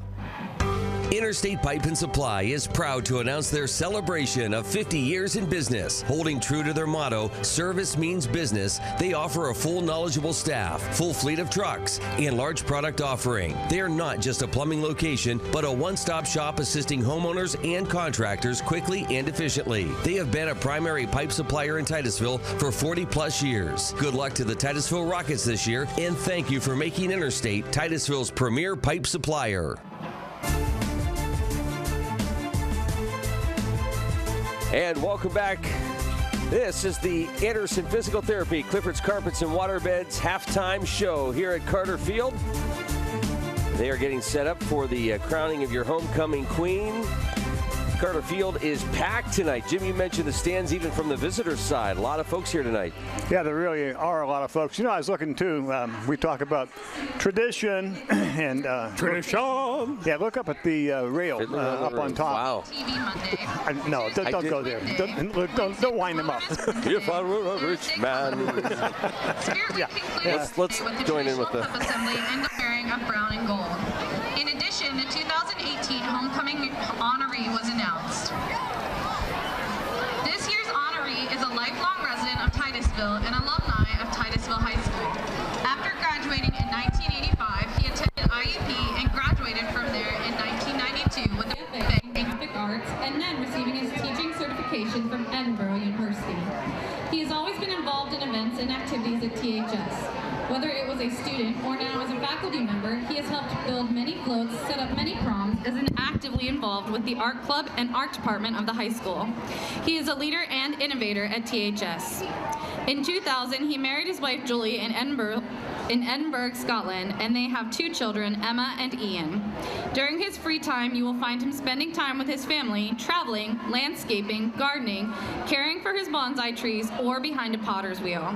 Please help thank and congratulate this year's honoree for his many years of dedication to our school, Mr. Robert Cartney.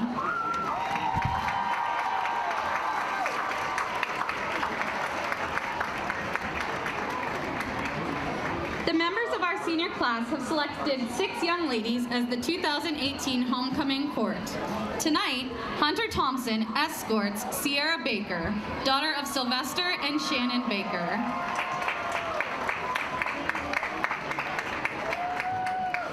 Cole Culver follows with Heidi Drake. Heidi is the daughter of Jason and Wendy Drake.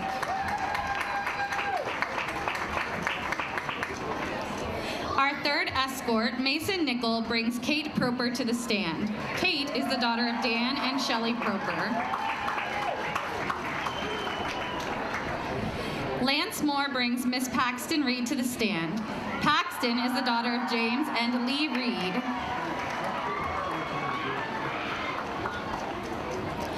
Our fifth escort, Braden Sprong, escorts Emma Sines. Emma is the daughter of Mike and Shaylin Sines. Our final escort, Austin Frater, escorts Miss Haley Zadarko, daughter of Dave and Tina Zadarko.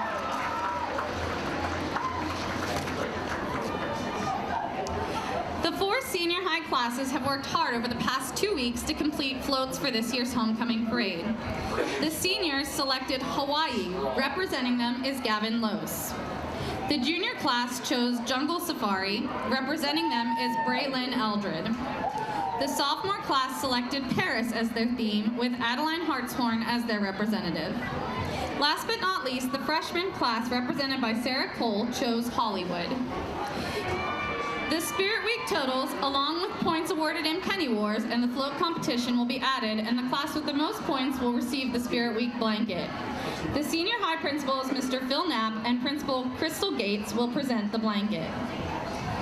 In fourth place, the fourth place float is freshmen. The third place float is the sophomores. The second place float is the seniors. And the winner of the float competition is the junior class. The class that has won Spirit Week 2018 is the junior class with a total of 1,450 points.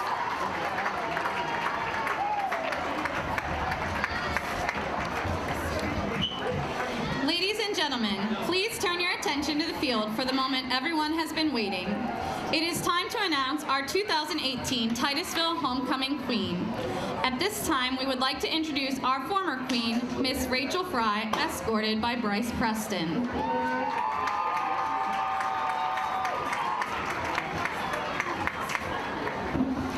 This week, the high school student body selected one of these 6 ladies to represent them at tonight's festivities. Congratulations to this year's homecoming queen is Miss, may I have a drum roll, please? Paxton Reed. Presenting her crown is the former queen, Rachel Fry. Presenting her sash is Olivia Burdick, Student Council Vice President. Presenting her with a bouquet of flowers is Lauren Roberts, Student Council President. Presenting her with a special gift is Sydney Lindquist. A special thanks goes out to Morelli's for their donation of the special gift. To honor the new queen as she begins her reign, the THS Marching Band will now play THS, the School Fight Song. THS Student Council wishes to thank all who have made this year's homecoming such a great success. We wish everyone a safe and exciting weekend. Please stay to watch the marching band perform their halftime show prior to the fireworks this evening. Thank you.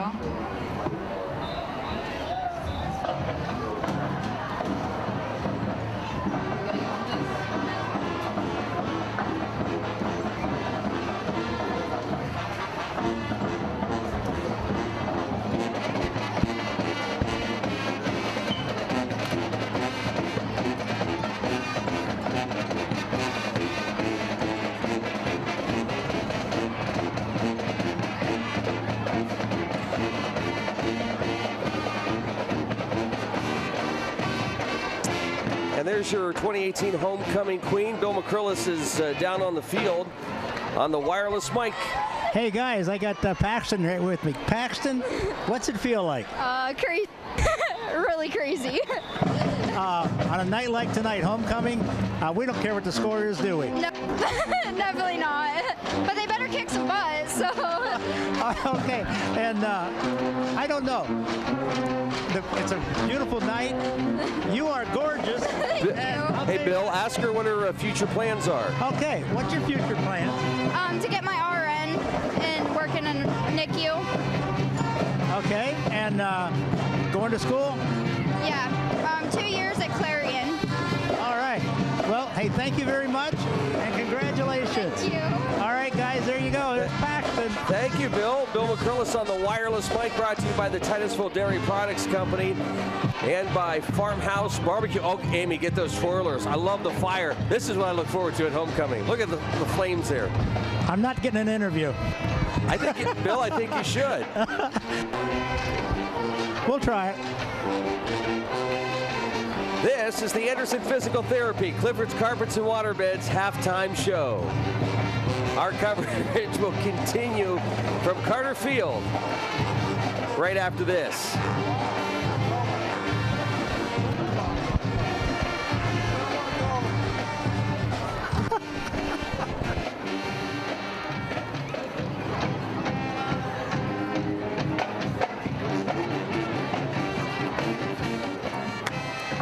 Whoever said it's only a dog never loved a dog. Our philosophy is simple. We treat every dog as if it were our own, and believe us, we spoil our dogs. When dogs are comfortable, they're happy. The Barking Lot in Titusville is ready to make your dog happy by offering grooming services, daycare, and boarding. Call today to schedule an appointment, or better yet, stop in and discover a stranger, crazier, quirkier group of dog lovers at the Barking Lot in Titusville. So State Farm will be here to help protect our home? Of course. What about here? Yep. Nice. Okay. Here? Mm-hmm. Who wants tinfoil in the microwave? Here? Here? Here. Feels a little awkward. A little. Here. Here too. So cold. Go with the one that's here to help life go right. State Farm. It's Joe Taylor Ford's 17th anniversary, and we are celebrating all month long. Get 0% APR for 72 months, plus 1,000 Ford credit bonus cash on a new 2018 Ford Escape, Edge, and Explorer. Or get 0% APR for 60 months, plus 2,800 additional savings off MSRP on a new 2018 Ford F-150 Super Crew XLT with 2.7-liter V6 EcoBoost. Make sure you take advantage of Joe Taylor Ford's top-of-the-line lifetime warranty on all new cars. Thank you for 17 great years. Anderson Physical Therapy is committed to your long-term health and well-being. With certified licensed therapists, Andersons can provide therapy for all your rehabilitation needs. With offices located at 202 Union Street in Titusville and 118 Main Street, Tityute, Anderson looks forward to opening their new location in Cambridge Springs, making it convenient for you to get back to doing the things you enjoy. So stay on top of your game with Anderson Physical Therapy, with convenient locations in Northwest Pennsylvania and online 24/7 at AndersonPhysicalTherapy.net.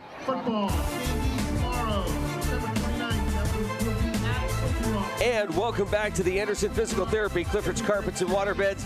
Wow. Halftime show. Carter Field. Easy for you to say, Mr. Producer. 48-13, the Rockets are on top. Just not the right Rockets. But what do our Rockets need to do, Steve, here in the second half? Well, the first thing you've got to do is you've got to come out of the locker room with a little bit of fire in your belly, particularly like the ladies with the batons. Yeah, because you were thrilled with that. And if the Rockets can do that, we'll have a hard time keeping you in your chair. But our homecoming queen had it right, because she was asked about the game and so on, and her last statement was, "Yeah, they need to kick butt." And that's exactly what they need to happen. Yeah, up front on the line play. Maybe she's the new defensive coach. It's not even defense; it's offense. Up front, we can't do anything right now. Our line play has got to get better. We got to do it real quick. Like I said, this isn't a make or break game for Titusville, but you got to play better than this because this just kind of has a building of things. Things are starting to snowball on us a little bit here. Yeah, we've got to have a really good half of play to try to put a stop to that because, like I said in the pregame, the last 3 games of the season, you've got to win out to have any shot at trying to go to the playoffs. And we talked about it last week, Steve. I don't know if we did it on air or not, but we during that first quarter of the Corey game, we made that comment that we needed to come up with a 3-touchdown win. We were a couple touchdowns better than Corey, and that's a terrible thing to say because you lost 8-6. But we should have won that ball. We had the ability to win that ball game. We didn't get it done last week. We should have very easily had won that ball game last week against Corey. Again, we had a 1st and goal inside the 5-yard line and got no points out of it because of a mistake. We had another drive going that we killed ourselves by mistakes, penalties, and turnovers. We had a big play got called back because of a penalty. These type of things are typically plays that teams cannot overcome, particularly when you're struggling like Titusville is right now. We're at halftime here at homecoming, and the score is 48-13, so you'll have a mercy rule kick into effect here this second half. Well, here we've got some stuff going on in the region. Corey and Northeast are playing. This is a big game for Titusville. Corey is on top in the third quarter, 14-13 over Northeast. Yeah, I'm a little surprised by that as well. Another barn burner here going into the top of the third, Harbor Creek and Girard. Harbor Creek 6, Girard nothing in that game. Mercyhurst Prep 34, Fairview nothing. Down south, Grove City 21, Hickory nothing, Sharon 34, Connie at 6. And talking about Grove City real quick, it's obviously Grove City is coached by Titusville's Sam Mowry, but I believe a couple of the players, including the quarterback, parents are from Titusville. Yes, I believe, I forgot his name. I don't have his name either. But yeah, I think so. I'm only supposed to bring a third of the information, and you guys have to fill in. Well, I was working. I couldn't make the production meeting. And I was probably sleeping. A final score here of importance. Union City 36, Maplewood 21. Oh, really? So there's a big surprise there. Union City, that's in the third quarter. So that's what's going on around the area here in region and non-region Meadville and Franklin, that's a big rivalry game. I was just looking at that. Meadville is up on that ball game. I think they're up by 2 touchdowns, if I'm not mistaken. Really? They were up on Warren, too, till the end. Till the end, and things get away from them. Just kind of like the way things have gone for Titusville tonight, except from pretty much the opening kickoff. Yeah, Titusville's had a really difficult time. The first play went 70 yards, second play went about 80 yards for Slippery Rock, and bang, bang, 14 nothing. Got yourself in a hole and just been trying to dig yourself out ever since and not done too well. To their credit, the Rockets come back and scored 13 in the second quarter, had a mixed extra point, but put 13 points on the board, so at least they haven't totally fallen apart. They were able to put some points on the board, but as we said, they've got to start controlling the line of scrimmage and get the job done there. Yeah, you've got to give your quarterback a chance to throw the ball. You can't expect him to have a decent pass when it's a 3-step drop and he's getting hit as he throws the ball. So we've just got to be more bold up front. You got to play harder up front. You've got to get in the way at the very least. Hey, speaking of quarterbacks, Garrett Knapp starting his first game as a freshman, done a very, very good job, I would say. Threw a couple of picks, won a pick 6, but has come back from those 2 interceptions and thrown the ball pretty well. Given time, he's been able to get the ball out there, and I thought he's played quite well for his first outing. Yeah, it's a good football he's team. played very, very well, I think, as a freshman quarterback, and particularly in the situation that we're in, because he knows coming out in the second half, the ball's going to go in the air. Yeah. We're going to throw it. We're going to throw it a lot. And he's, particularly in his second touchdown pass, showed a lot of patience and a lot of poise on that play. As he's looking to his left, he's reading the routes being run to the left, comes off of those, doesn't panic, sees his tight end in the middle in the back of the end zone, and throws the ball where only our guy can catch it. Yeah. And fortunately we do, and we get the second touchdown. Alrighty, guys, second half action just moments away. Homecoming here in Titusville. This is the Anderson Physical Therapy. Clifford's Carpets and Waterbeds halftime show. We'll be back right after this. Nothing says community more than local sports. Cheering on our favorite teams while our young athletes learn about hard work, teamwork, and building character. At Homerwood, community begins with our employees. Those same traits we look for in our athletes are the same characteristics we look for in our employees. And it shows in the quality of our products that we're proud to stand behind and on. From our employees and their families, we say thank you for making us part of your community. Go Rockets! Hospital partners, Meadville Medical Center and Titusville Area Hospital together provide a continuum of high-quality care across Crawford County. Both create the ultimate patient experience. Every patient, every time. Meadville Medical Center and Titusville Area Hospital are more than a hospital. We are a hospital partner, a community partner, a family partner, and a health partner. Fall and football go hand in hand, just like yards and the products made by Steel. At Titusville True Value, we offer a full selection of Steel chainsaws, pole saws, leaf blowers, weed eaters, and hedge trimmers to prepare your yard for fun this fall. So get the full lineup of Steel's equipment so the chores are out of the way so you can go out to play. Steel, available now at your Titusville True Value. Behind every good project is your Titusville True Value.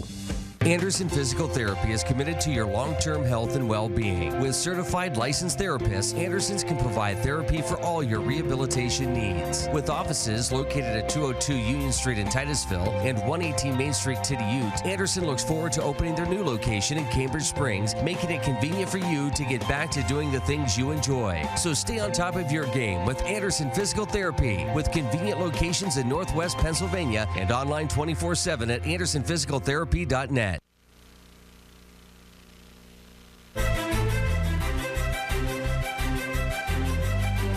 And welcome back to Carter Field. Second half action just moments away. Our coverage of Titusville Rocket football this season is brought to you by State Farm Insurance, by Oil Creek Plastics, by Interstate Pipe and Supply, by Larry's Auto Service, by True Value Hardware, by Armstrong, by Anderson Physical Therapy, by Titusville Dairy Products Company, by the Meadville Medical Center and Titusville Area Hospital, by Joe Taylor Ford, by the Barking Lot, By Community Connect Federal Credit Union.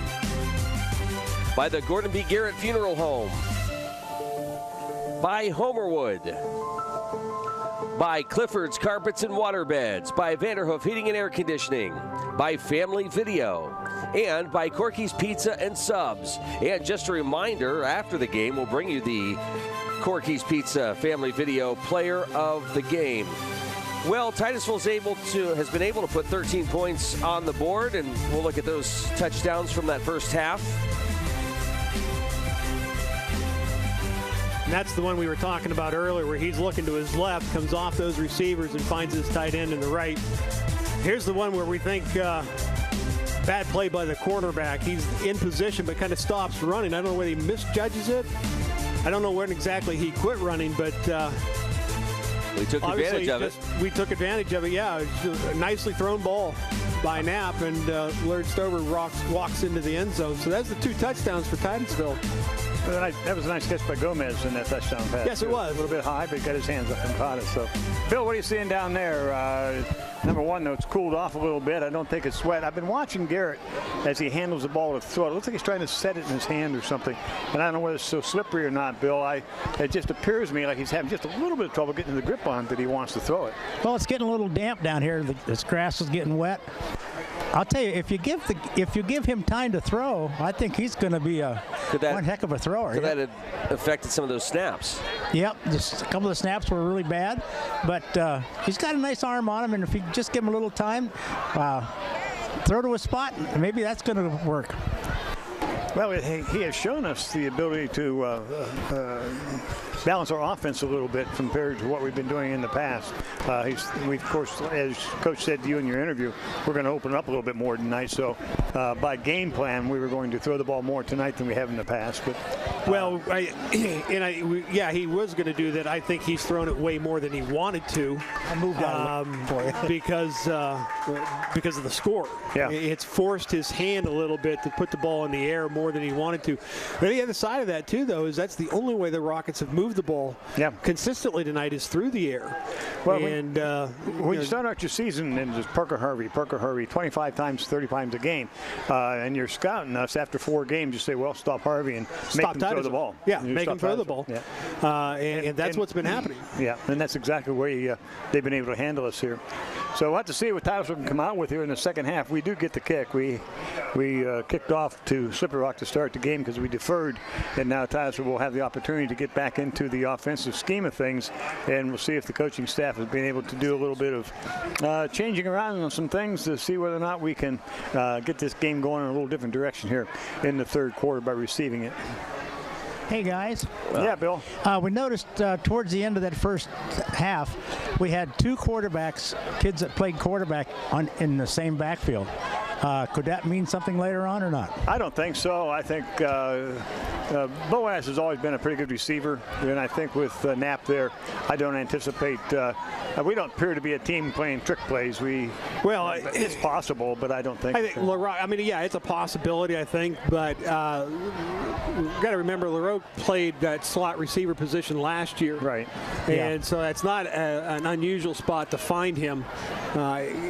With that history last year and him not playing quarterback tonight. So I wouldn't think so, but, desperate times, you do desperate things, and that might be something that they're looking at possibly setting up. Titusville will receive. We have Palmer going back, and along with Riley Corcoran, they're going back and standing at the 5-yard line as Slippery Rock comes out to the 40, get ready to kick off. 48-13, so they'll have a fast clock. Mercy rule is in effect here, and that'll certainly have an effect on the ball game, shorten it up immensely. We do have a correction on the score. Franklin leads Meadville 48-26 at the half. Gee, that turned around in a hurry from the last report I got. Well, yeah, I know. My screen Are you here moves. next week? No, I'm not here next week. I'm not coming back. Good call. No. I'm not coming That's the back. best call you've had all season. Matter of fact, I'm leaving right now. I don't have to take this. I've got a wife at home. Never mind. Wilson getting ready to kick off for Slippery Rock. Again. I'm wondering about the other scores, Steve. Oh, it's a squib kick. We're not going to give it to those guys in the backfield. Oh, got to pick it up, guys. Corcoran does. Slips down. There's that muddy spot out in the field at the 20-yard line, and Riley covered the ball and slipped down. Boy, he wanted that one. I think he saw a little hole up the middle. Well, that's where they've been on the returns. They start up the middle, then their option whether they stay in the middle or break it to the outside. That's a good defensive play by Slippery Rock. That stops our best offense in the first half where the kick returns. Well, that's what they've done to improve their coverage. Don't kick it to the guys. Yeah, kick it short. We obviously can't stop these two, so let's just kick it short. Yep. First down and 10, Titusville at their own 25-yard lines. We get the second half underway. Titusville will send Stover wide to the right, put a man in the slot right. That'll be Corcoran. Coming wide left is Landon Palma. Now we have trips right side. Slippery Rock has got a lot of new jerseys out there. Yeah, a lot of numbers 2s for Slippery Rock. Knapp standing in the mud at the 20. Looking to throw. Comes to the outside to Palma. Comes up short. Ball was intended to Palma out at the 35, but comes up a little bit short. If you look at this one here, we'd mentioned this is what got Riley Corcoran on the kick return. They're sitting right in those, just a very small patch of loose dirt or mud. This is where he'll learn as a quarterback. You don't have to stand just what you're told, one step drop. You can take that extra step, get out of that. That would allow him maybe a little firmer footing to press off of and make the throw. Titusville once again will send trips to the right, single to the left. Second down 10. Again, at that muddy spot in the field.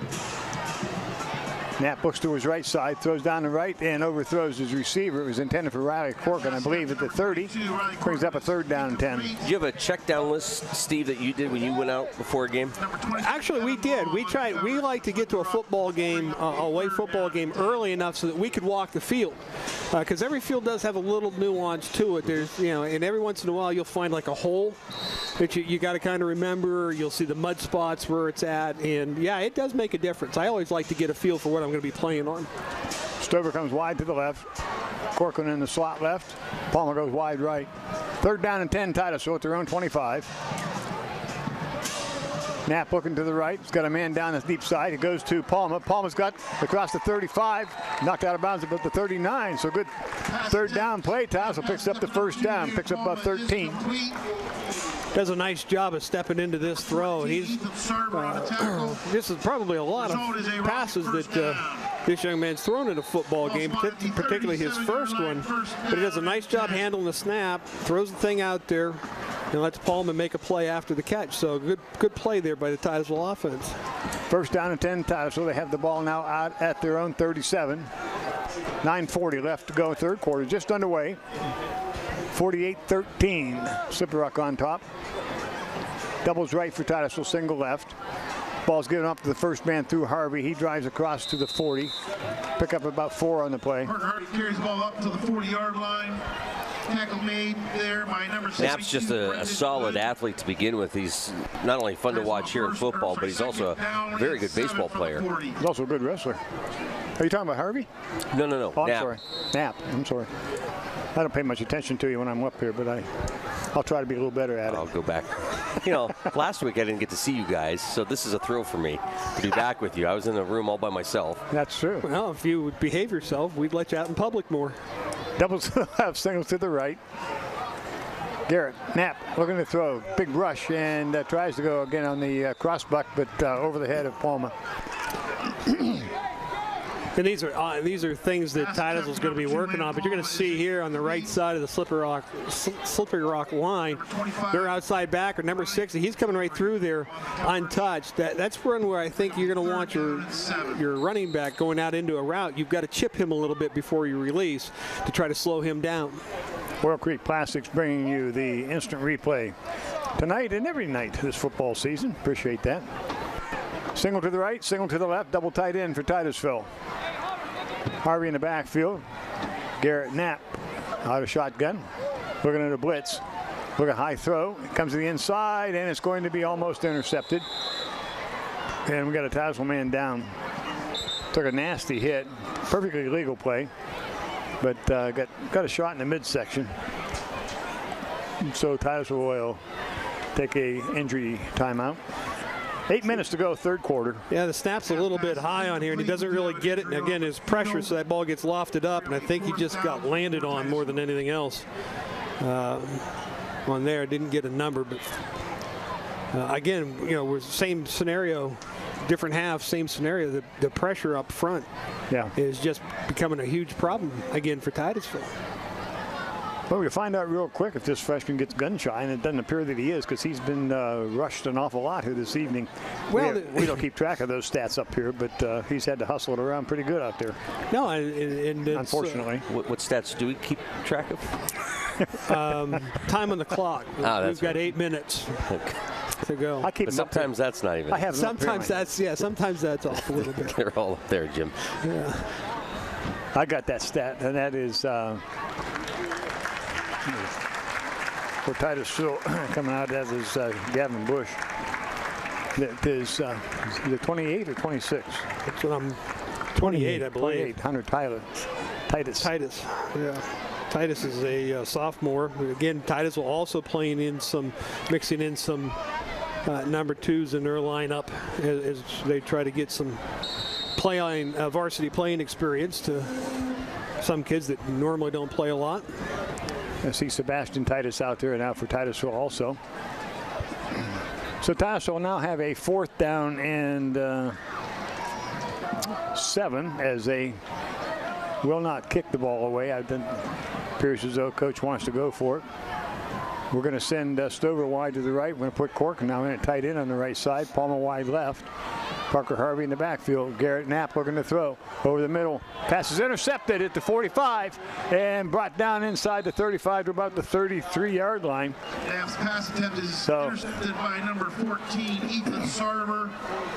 That is not exactly what you wanted, but it made no difference in reality because it's about where the line of scrimmage was. And it was a 4th down play anyway. 4th down play anyway, yeah. But again, it's very, very hard to throw a ball when you've got somebody standing right in your face. And again, he is not deep. These are 3-step drops or 1-step drop out of the shotgun formation, and there's just no time to set your feet and make a pass. So again, up front, we're just getting beat off the ball. So Slippery Rock comes out with a little bit new line. We'll try to catch some of these numbers as we go along. Out of the shotgun. Ball's handed off to the tailback, coming across the right side. He fumbles. Ball's on the ground, and still on the ground. I'm not sure who has it. I think Slippery Rock was able to get it.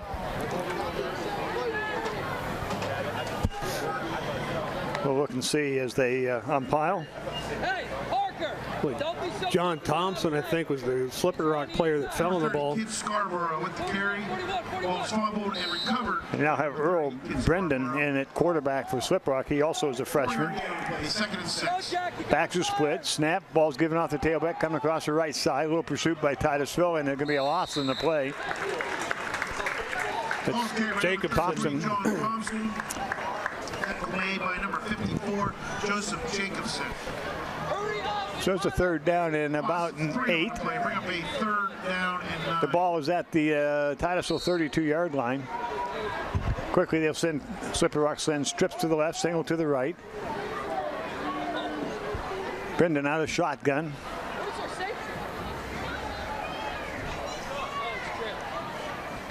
Low snap, gives it off the tailback straight ahead, and he's going to get nothing out of the play. Ball's carried by number 33, John Thompson, the ball carrier.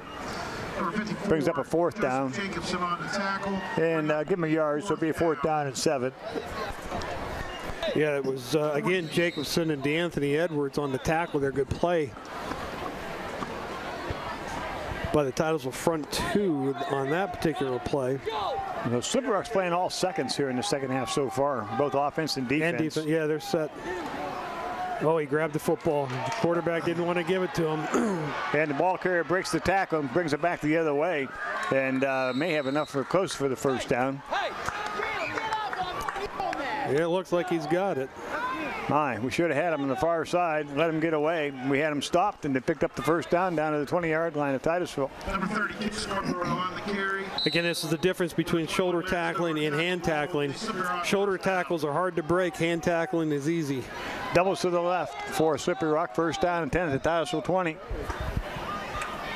Brennan Gives it off the tailback straight through. He's hit and racked up at the line of scrimmage. No gain. Corkland and Harvey, I think. Paul Harvey. And now you know the rest of the story. You also know my age. Page 2. Oh, my goodness. Hey, Caleb, this is you right now. This is you. Did you get the rest of the story, Bill? Yeah, I got it, Parker. Cincinnati's winning. They're beating Cincinnati. Yeah, Cincinnati. Trips to the left, signal to the right. Low snap, quarterback is going to pitch it to the left. Gets the pitch to Thompson. Thompson breaking to the outside and tackles up pretty quickly, and maybe no gain on the play. Nicholson, I think, on the tackle.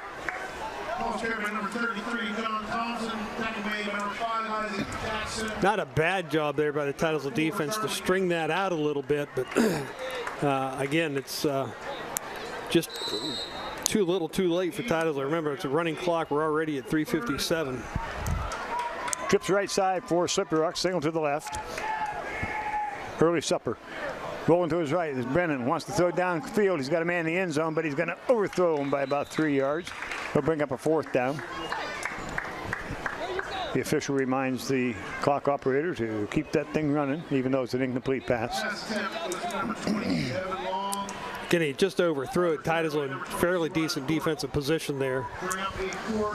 Gave him the only place to throw the ball was deep and long and just out of reach of his receiver. 4th down and 11 at the Titusville 21 for the Rock. They're going to put trips to the right, single to the left. Quarterback looking to throw, looks down the left side, throws it up, and it is going to go incomplete at about the 10-yard line. So Titusville will take over 1st down and 10 at their own 21. 3 minutes left to go here in the third quarter, 48-13, Slippery Rock. So not a bad series for Titusville, able to get the ball back. Palma there defending. Making a nice play at the top of the on the receiver, not letting the receiver bring that ball into his body. Did a nice job. Now we'll see if Titusville's offense can try to build on this a little bit. Garrett Knapp gets the information from Coach, comes out into the huddle, and he'll tell the rest of the boys that we're going after Corky's Pizza for sandwich after the game tonight. Big thanks to them.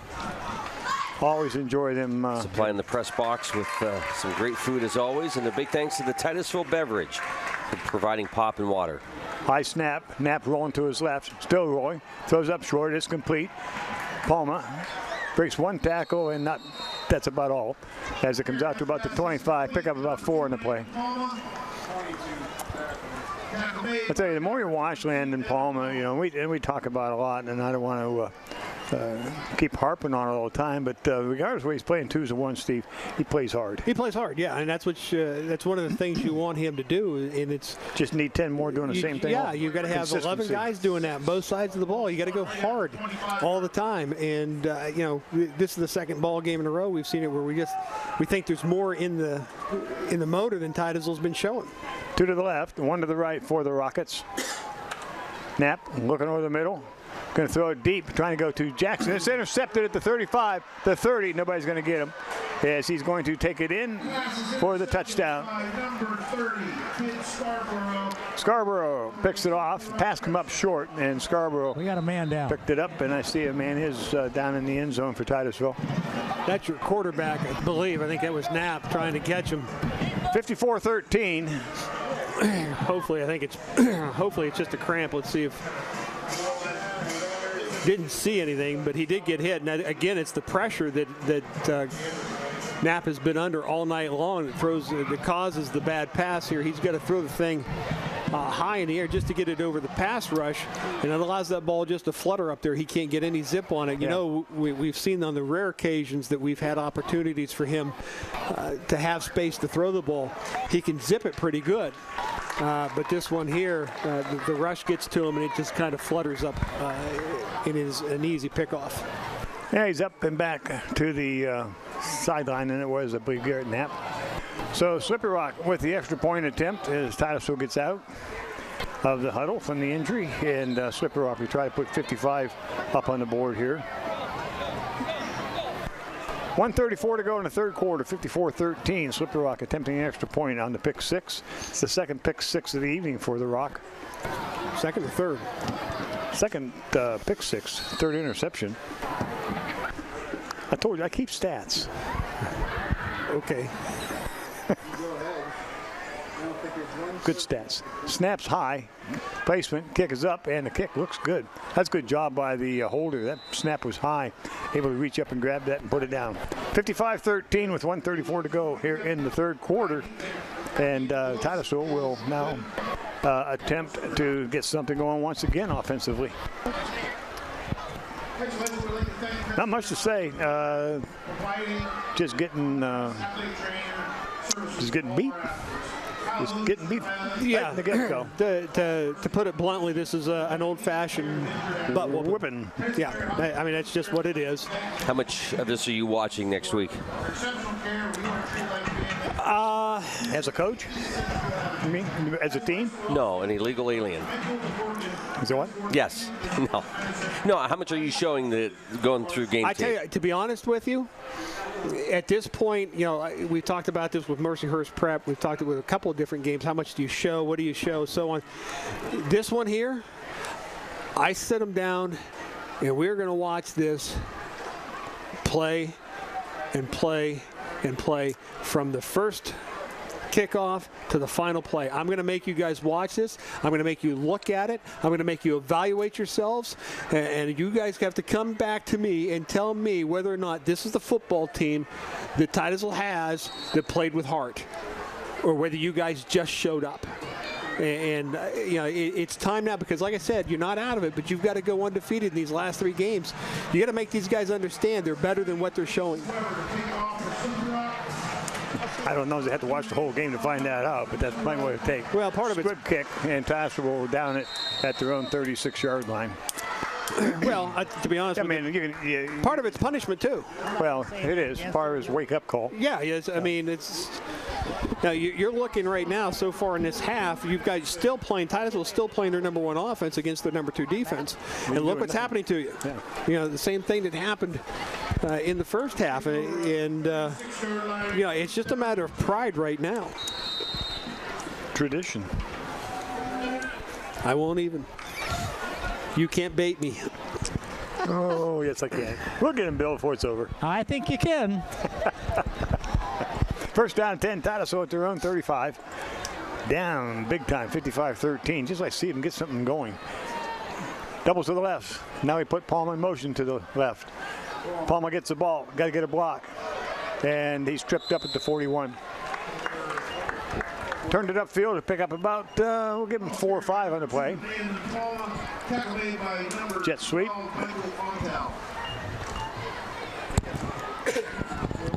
Looks like it's Boaz LaRocque is now back at quarterback for this series.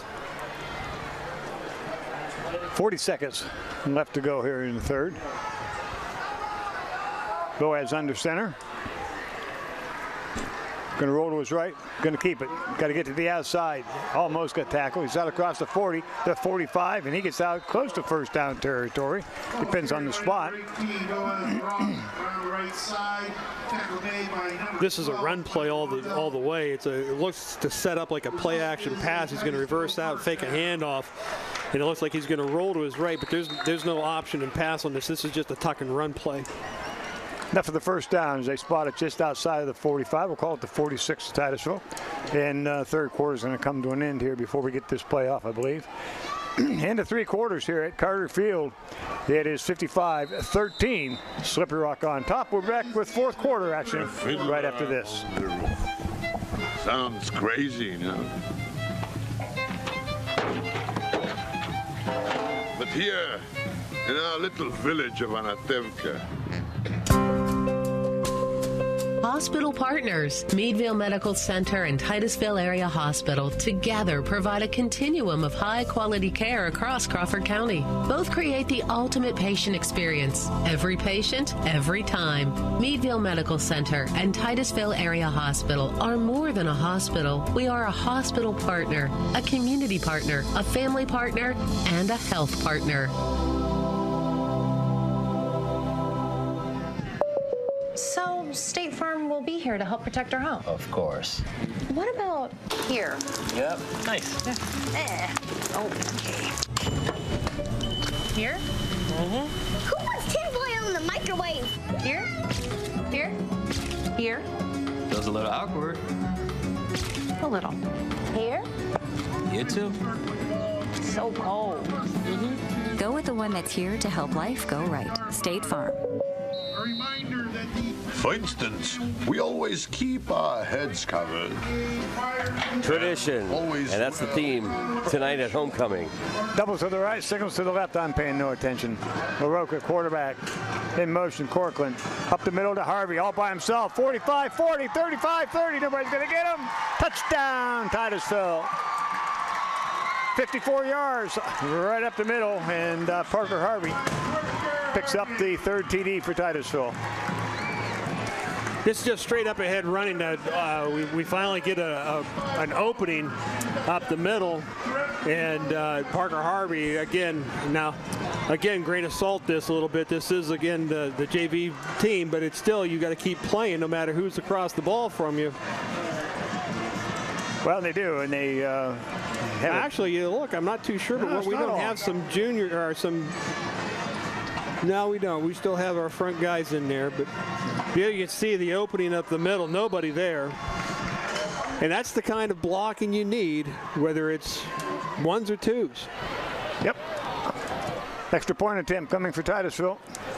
Small snap. Now, Palma has to turn and try to get to the outside. I'm not sure he can get there. He cannot. Bad snap. Point is no good. 11:50 to go in the ball game. 55-19. Slippery Rock on top. So able to pick up the touchdown, but on the bad snap, not able to pick up the extra point. And again, you know, we talk about coming up in the next 3 weeks. Some things aren't automatic, and that extra point has got to be there. That could be very important to us within the next 3 weeks. So you don't want to start developing bad mental habits. Yeah. Yeah, and that's the problem you can see coming into this. It's a couple of snaps that we've had now that have to be cleaned up, and it's not like you've got 2 or 3 weeks to clean them up. You have to have them cleaned up next week. We go to Harbor Creek, and in a must-win game, and Harbor Creek is beating Girard now. Take a look at the fourth, 26-6. So, you know, you've got a game coming up next week. You can't be making mental mistakes. And at this point now, you can't even afford the physical mistakes that we're making. I think, Bill, you could have gotten through that holdover that Parker Harvey had that time. Well, I'll tell you what, when he got through, they were not going to catch him. You could see him kicking the afterburners about the 25-yard line. I'll tell you what, he was gone. Yeah, once he got through there. Palma, Riley, I mean, there's these guys that have that know and they don't want to give up on a play. Right, set the kickoff for Titusville. Going to go down and be taken at the 12-14-yard line. That's the first team. Cameron for the Slippery Rock Rockets, and he brings it out to the 32. And that's where Slippery Rock will put it in play, first down and 10.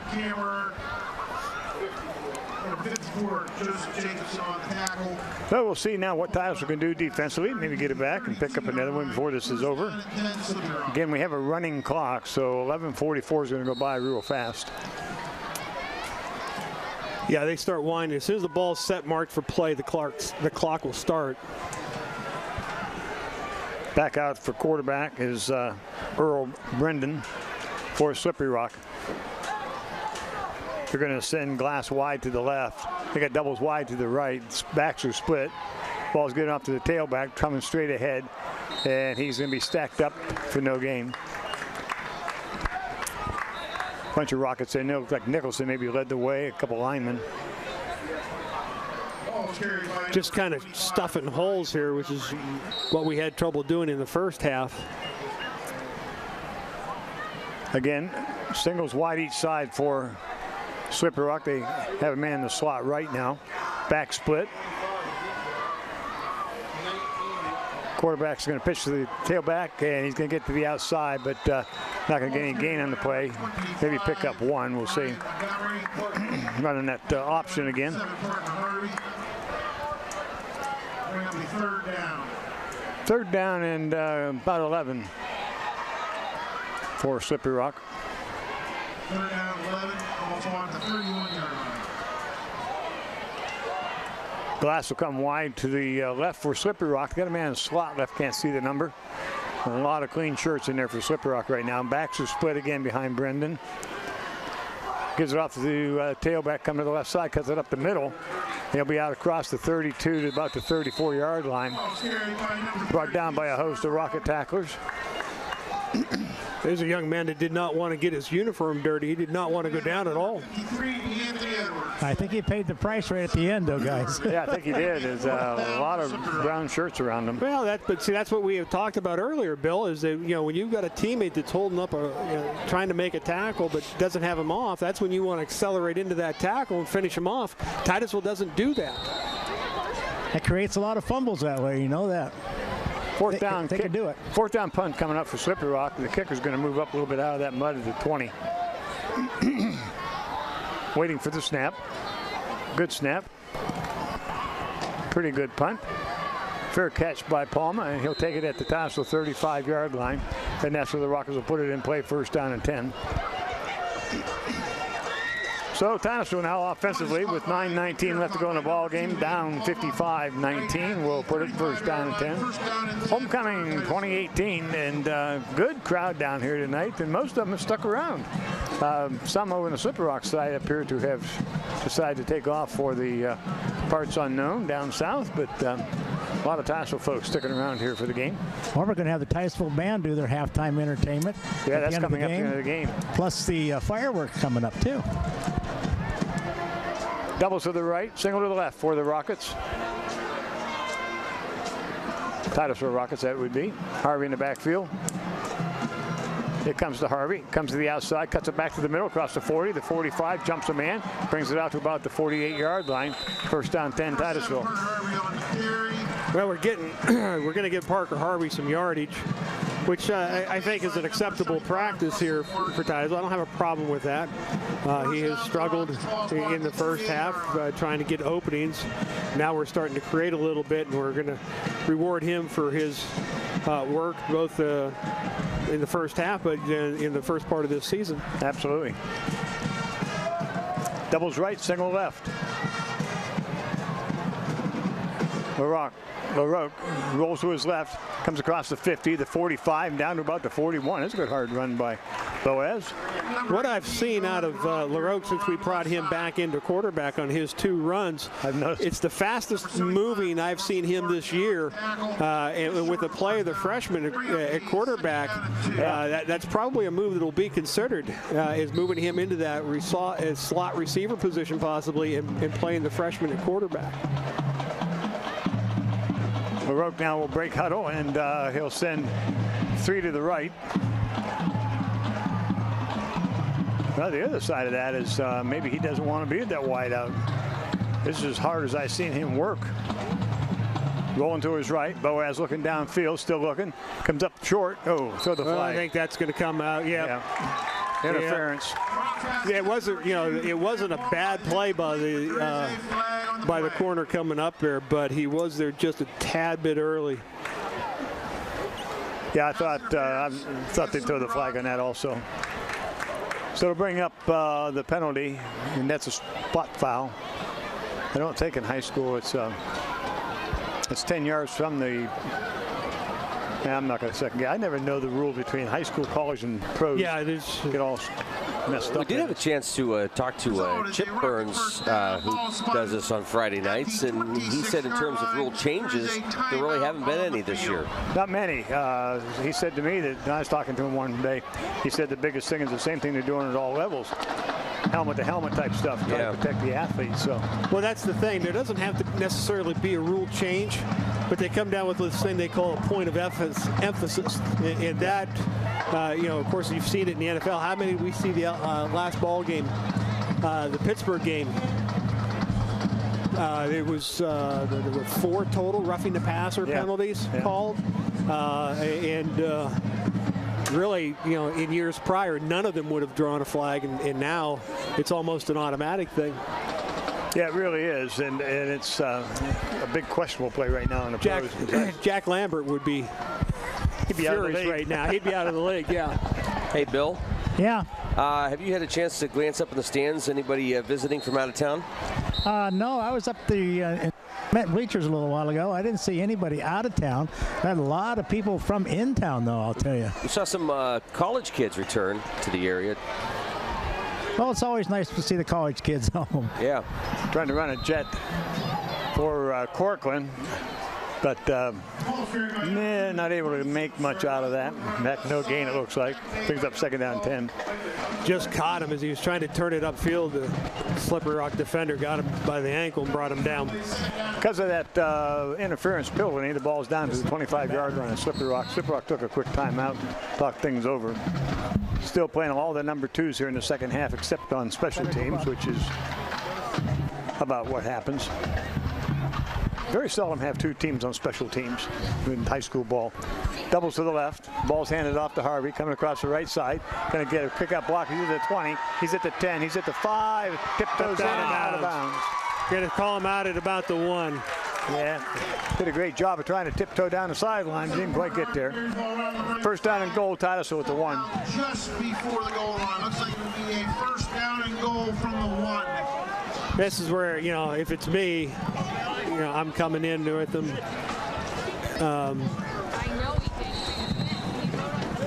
If it's me, I'm going to reward the young man, give it to him again. 4 times. Hey, guys, watch the block here in the tight end. He does a nice. See, that's the type of blocking we've got to have throughout the ball game. It was a nice block by the tight end, and the corner gets just enough of Parker to get him to step on the line. On the snap, penalty flag. Parker's into the end zone for the touchdown, but I believe there's a procedure at Titusville. So it's going to bring up a first down and goal from the 6. You know what? Remind me next year when Titusville football rolls around next year to take that gun of theirs and hide it.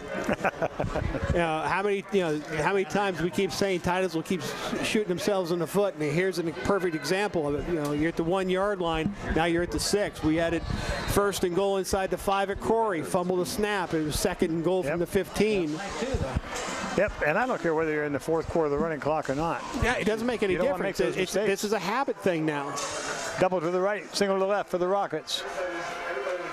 LaRoque under center. To Harvey, cuts to the left side, up to the middle, drives forward, drives in, touchdown Titusville. It's a good hard run by Parker, and we pick up the 4th touchdown for the Rockets tonight's ball game. And it's a nice job. He's just going to take this off the left side, just off tackle, and powers his way into the end zone. 55, 30, 25, 30-point difference with the extra point coming. Get a good snap here. We need to get this extra point. I just saw Palma talking to Sebastian Titus, the tight end here. Tight end. Wonder if they got some special play. Throw to the tight end. Fred Bloom would be happy. No, if it's a bad snap and I yell fire, run. Yeah, they're gonna. That's what it is. But he didn't go out. He didn't even move. No, I think there was a play design there. I think there was too. And something. You can see he's talking now about. And this is the thing. And I realize that we're down 30 points, but you can't lose your focus. Whether you're down 30 or up 30, and Titusville has done that. Well, it was definitely a called play because it was not a bad snap, and Landon just jumped up and started to his right. And just as soon as the snap came back to him, he was up and looking. Other side of the ball, Slippery Rock wasn't fooled by it. He had a lot of pressure on him, but that's the way you want it, though. You want them all sucked in if the tight end gets into the end zone. Yeah, that's right. That's what he's supposed to do. They come up, and you float the tight end to the back of the end zone. 55-25 with 5:41 to go. Homecoming 2018. Another beautiful night of homecoming. Afterwards, a lot of activities. Even once this game is over, the high school band will be performing out on the field at homecoming. And then the massive fireworks display will take place here at Carter Field, which is tradition here in Titusville. Nobody does it better. They might do it as well, but nobody does it better. I don't. That's what they say about my cooking. No, I wouldn't know. That's not what they say about your cooking. And I wouldn't know because you didn't invite me. I didn't invite you. I knew that, so I shouldn't. Gotta keep my mouth shut. Could be awful hard to broadcast the last 5 minutes, folks, but you've made it this far. I got my foot in my mouth. Bill, don't help him. I'm not. Kickoff goes down, taking it at the 10. It looks like they wanted to run some kind of a fake. And now they pitch the ball back, and they tried something fancy. Didn't get them much. They're out to the 25 or 30. Not sure what the purpose of that all was. I'm not sure either. You kind of gave it away when you started to make your pitch as soon as you caught it. Yeah. That's a telltale sign we're going to try to do something. Yeah. I thought it was a busted play from there, but they. Anyway, it's first down and 10. Slippery Rock at their own 30-yard line with 5:32 to go. I'll tell you guys, it was nice for the Rockets, Titusville Rockets, to come back and score that. Well, it is, and you know, one of the things you always remember the last play, more so than the whole game. If you can end up this in the last 5 minutes playing strong, even if there's their twos, you remember that against their twos. That's something to build on for next week. Bill, come up here and help me out. I'm on your side on this one. No, I'm just looking at the score here. Final, Corey 14, Northeast 13. Oh, my. It definitely helps us if we can win out. Really? Yes. Well, if my phone's right. Fumble. And I don't know who has it. It looks like they call second down. Fumbled on the play, but recovered by number 19, Shane. Some other scores real quick. Harbor Creek 32, Girard 6. Du Bois is going to be thrown out of the league as Royal Imperial Collegiate Academy out of Canada is beating them 21-14. That's twice Canadian teams. That's twice the Canadian teams have beaten U.S. teams. We've already had to disband the Erie School District football team for losing that one. Trips left for Slippery Rock. Ball's given off the tailback. He's coming to try to get to the outside. He's not going to get there. Thrown for a loss of about 6 to bring up a third down in a bundle. Did we give them Johnny football?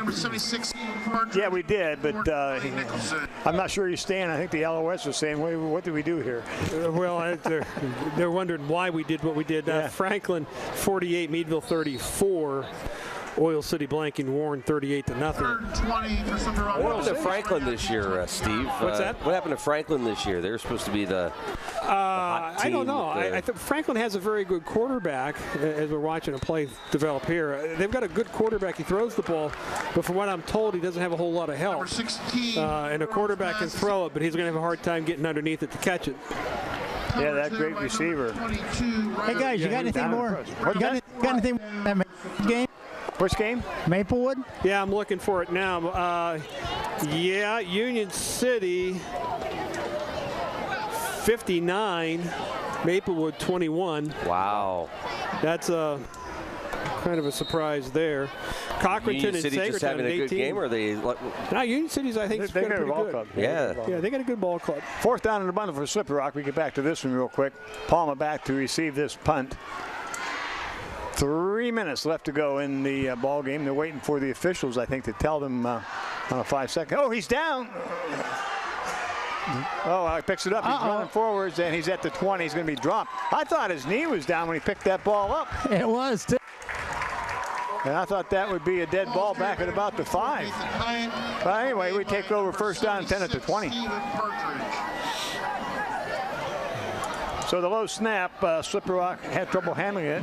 I thought he was down. But, you have a score for Sharon Cash? Yeah, Sharon is up on Coney at 34-6. I showed that in the third period yet. Mercyhurst Prep 48-0 over Fairview. Wow. McLean 35, Fort LaBeouf 7. Well, Titusville has Fairview in 2 weeks? Yeah. 2 weeks, I believe. Doubles back to the here right. at Carter Field. Yeah, doubles to the right for Titusville. Boaz, good fake. He's at the 20, 15, the 10, the 5. He's going to get in for the touchdown. That was just a nice job by LaRoe. Big fake. What a nice. What's that, Bill? We're having some. Bill's having some issues with his mic, or we're having issues with. I don't know. It keeps going off on me, but I'll tell you what, that was a nice fake by Boaz and a nice run.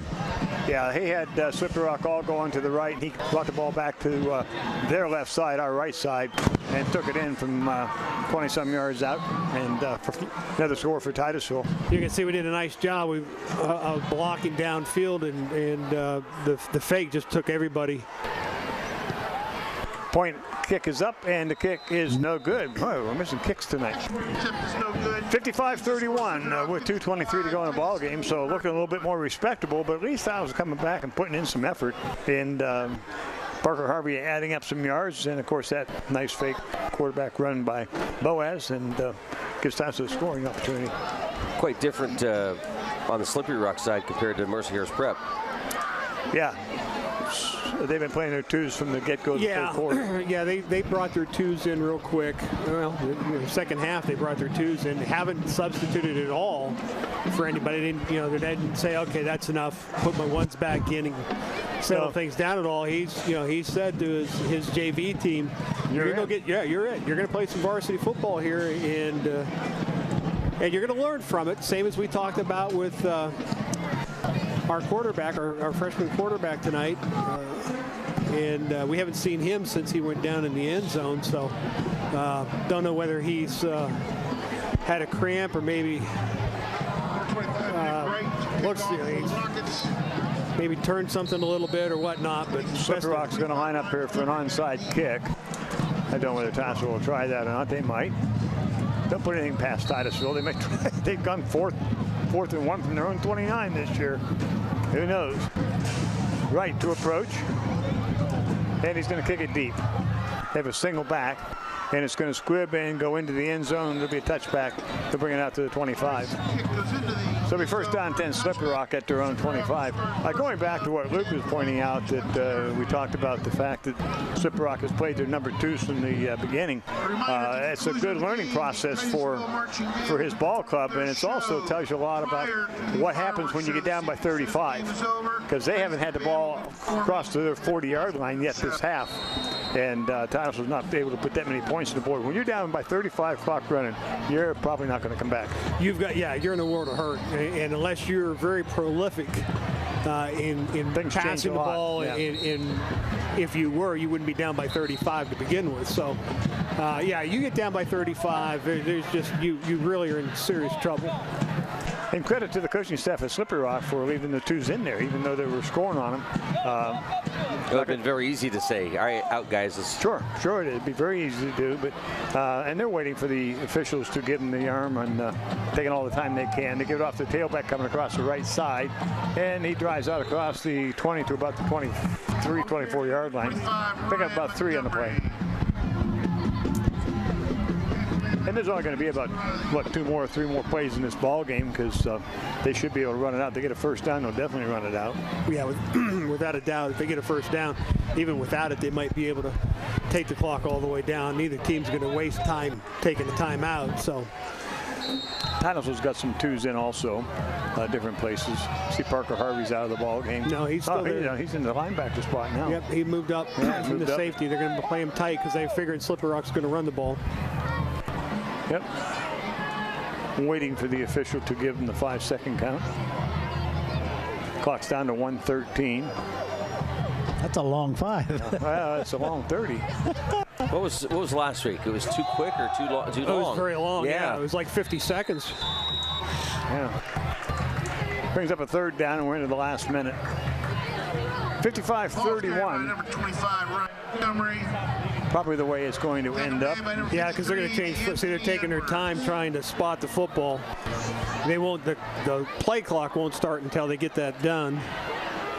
And we're just we're under 39 seconds. So one more snap, and that'll be the ball game.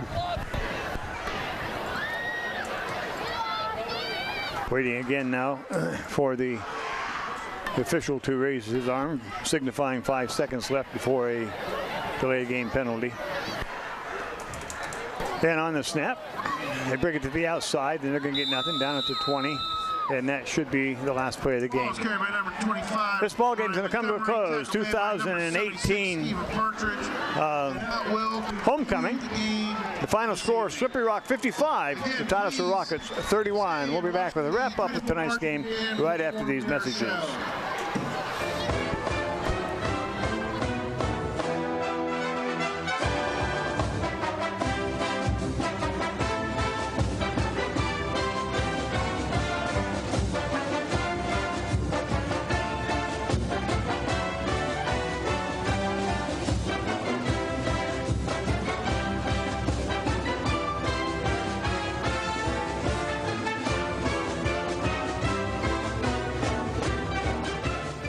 Nothing says community more than local sports. Cheering on our favorite teams while our young athletes learn about hard work, teamwork, and building character. At Homerwood, community begins with our employees. Those same traits we look for in our athletes are the same characteristics we look for in our employees. And it shows in the quality of our products that we're proud to stand behind and on. From our employees and their families, we say thank you for making us part of your community. Go Rockets!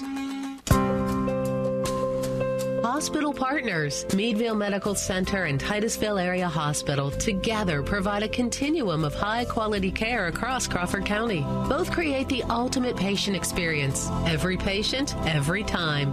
Meadville Medical Center and Titusville Area Hospital are more than a hospital. We are a hospital partner, a community partner, a family partner, and a health partner.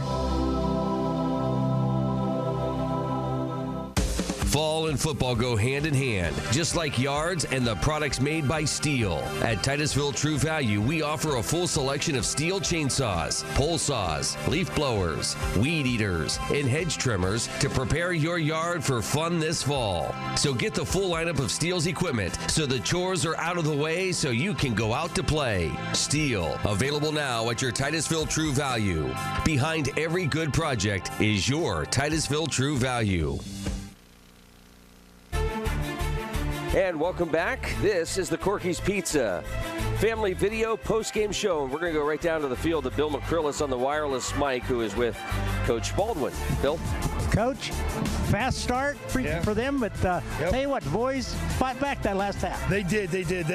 Slippery Rock had a ton of speed. They were tough. And you know what? We just kept fighting, and they stayed in there, and they stayed together. And, you know, we kept plugging along.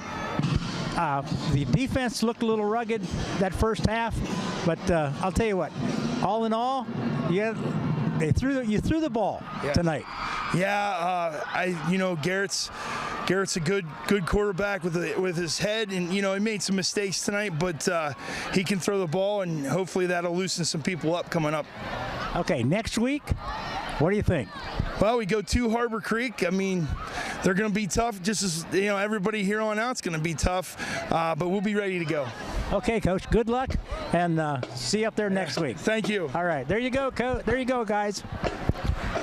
Thanks, Bill. A wireless mic tonight brought to you by Titusville Dairy Products Company and by Farmhouse Barbecue. Well, it's going to be interesting to see now what Coach Baldwin decides to do with the quarterback situation for next week. Nat played very well tonight as a freshman, I think, and I've never been in that position. Steve, you have. You got stuck in there your junior year. That triple option. They didn't have anybody else. No, that's the best we could do. Actually, I followed a kid named Jeff Snyder, and Jeff Snyder was a year ahead of me. It was his senior year.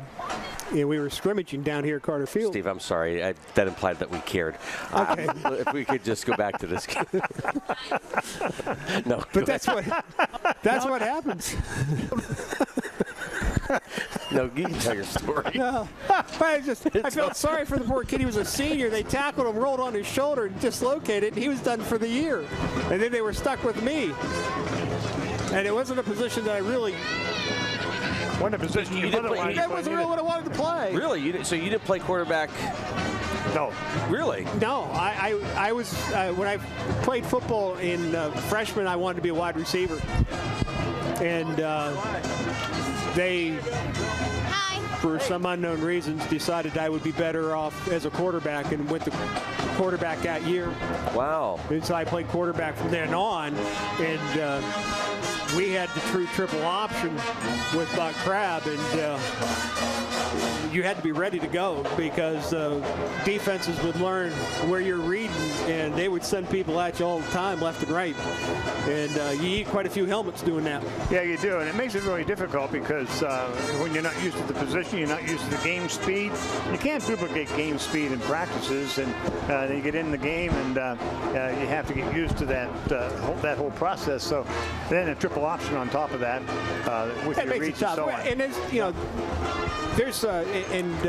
there's some reading going on in Titusville's offense here in the passing game. There's a lot of reads as to what the secondary is doing and how they're reacting to the routes. He does have a little bit of a read option play in his offense. So it's a tough thing to do. And when you come into your first varsity game, things are just really popping. And particularly when you're a freshman. I mean, it happened to me when I was a junior in high school, and the game was very fast. Right. He's a freshman and showed an awful lot of poise, at least I thought, an awful lot of poise throughout his performance tonight. One of the other things that I noticed, and I could be wrong, I'd have to ask Coach Baldwin this, but it didn't look to me like they shortened the playbook any. Matter of fact, if anything, may have expanded it. And so not only are you a freshman coming into your first varsity game, but the playbook has been opened up a little bit to you. But I think something that he said to us very early on is he was going to start small and gradually try to open things up. Yeah, I thought it opened up quite a bit. I thought he did too. And he knew, I think, coming into this ball game, I think he knew that in order to get Parker Harvey running again and get to that 100-yard plateau, I've got to open things up and get him out of that 11-man in the box defense, because when you do that, I don't have a shot at running the football. Yeah, just killing them. Right, it is. You can't run against 11 guys because you just don't have enough guys to block. The final score here at Titusville, homecoming 55-31, Slippery Rock on top, and they got it going right from the very get-go. Got the kickoff, first play from scrimmage, 70 yards. Second play from scrimmage, 80 yards. And we're down 14-0 with just 2 offensive plays. So battling back the whole way. All right, guys, quick timeout. When we come back, we'll have your Corky's Pizza Family Video player of the game. This is the Corky's Pizza Family Video post-game show. Our coverage will continue right after this. Are you moving at the speed of business? File transfers, multiple locations, video chat. Companies these days are using more data than ever, and it's got to be fast. With gigabit internet from Armstrong Business Solutions, you can keep up with the pack no matter what size your company is. We can provide your business a reliable connection to our advanced fiber optic network with speeds from 100 megs up to 10 gigs per second. Get your business in the fast lane. Armstrong Business Solutions. Your business is our business. So State Farm will be here to help protect our home. Of course. What about here? Yep. Nice. Okay. Here? Who puts tinfoil in the microwave? Here? Here? Here? Feels a little awkward. A little. Here? You too. So cold. Go with the one that's here to help life go right. State Farm. Oil Creek Plastics, the industry leader in polyethylene pipe, is proud to be a part of the Titusville community and a proud sponsor of Titusville High School athletics. Located off Route 27 in East Titusville, Oil Creek Plastics has been a vested part of the Titusville community for 28 years. At Oil Creek Plastics, we take pride in supporting our community and are thrilled to bring instant and slow motion replay to the stream's Titusville Rocket sports broadcasts. In Titusville and here to stay, Oil Creek Plastics. Best of luck to the Titusville Rockets. Interstate Pipe and Supply is proud to announce their celebration of 50 years in business. Holding true to their motto, service means business, they offer a full knowledgeable staff, full fleet of trucks, and large product offering. They are not just a plumbing location, but a one-stop shop assisting homeowners and contractors quickly and efficiently. They have been a primary pipe supplier in Titusville for 40 plus years. Good luck to the Titusville Rockets this year, and thank you for making Interstate Titusville's premier pipe supplier.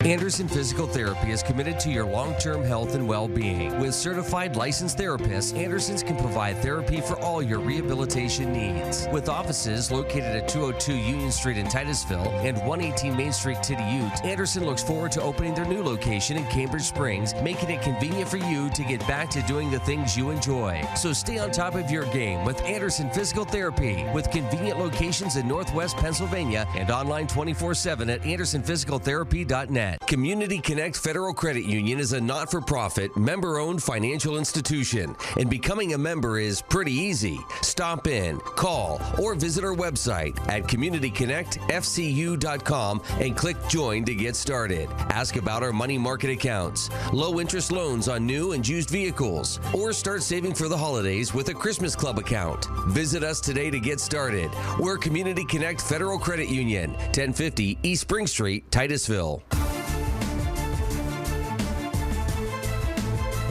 Welcome back to the Corky's Pizza Family Video post-game show from Carter Field. It's homecoming 2018. Final here, the Rockets beat the Rockets 55-31. And for our player of the game, we have the Three Stooges, pretty much. Well, okay, Curly, what do you think? Wow. I don't want no mo. There was a lot of... you ain't getting no mo, fella. There was a lot of things that went wrong for Titusville, particularly in the first. and we get paid for this. Okay. You guys getting paid? There's a lot of things that did not go well for Titusville tonight, particularly the first, well, pretty much not much of anything in the first half. But I think if you look at this football game overall tonight, the one shining light that comes out is the play of your freshman quarterback, Garrett Knapp. I thought, under a lot of pressure throughout the evening, he stood his ground, tried to make his throws. He had to wrestle with some snaps that were off and we're not used with shotgun snaps. So he had to mess with that a little bit. Threw a couple of really nice passes to get touchdowns. So I thought really coming in as a freshman quarterback in your first varsity game and doing the job that he did was really a bright spot for the future of Titusville. That's my pick. Well, I have to go along with it because I need him to come out and clean my barn tomorrow. So, I'd do anything to get somebody to come out there and shovel for a while. I'm not cleaning your barn. You're not. Well, then let's talk about this a while. No, I absolutely agree. Garrett did a great job for his freshman first time out and all those things you're talking about. And as I mentioned, I don't think they shut down the playbook any on him, and he did a good job. And a lot of pressure. Let's face it, he did not get a lot of help up front tonight. And that I'm sure is going to be one of the things that Coach Baldwin is going to talk to him about tomorrow in films and throughout the week is, if you guys want to win a football game, it's you five right here. You have got to start taking command of things. Yeah, and that's the big key. It's kind of like in basketball, Steve, you got to have a good ball handler out front because you can't get anything going to the balls up close to the court, beat the pressure, et cetera, et cetera. And that's what that front line is offensively and defensively. As well, football. yeah. And for us, for Titusville, we can say it offensively. It's the same guys. Yeah. It's primarily the same five guys that are playing both sides of the ball there in those positions. So next week we have a big game. We're on the road. We'll go up to Harbor Creek, and that's going to be a very important ball game for Titusville. We've got to win the last three if we have any chance at all to get into the playoffs, and it's got to start next week. So this next week of practice is going to be very important to get up there to Harbor Creek and pick up that win. I can't get over it's week 7. Yeah. I thought we just started. It feels like it. Wow. Well, I don't know. After watching this broadcast of the Three Stooges, I think probably people will be happy to get us out of here. A lot of people probably say, did we pay for this? Oh, we're in color now. It used to be black and white. We do want to thank Corky's Pizza and Titusville Beverage providing the food here in the press box. So player of the game, guys, is Mr. Knapp. Garrett Knapp. Garrett Knapp.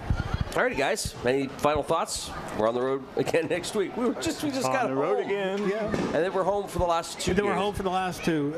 I think out of the stretch run tomorrow or next week's game, next Friday's game is the biggest one because you're away from home and you're on a 2-game skid here. You've not played well. So I think it starts next week. You win that one, and you're home again for your final home. 2. Yeah. Yep. I was going to say one more thing, but you forgot what it was? Yeah. Sorry about that, Lou.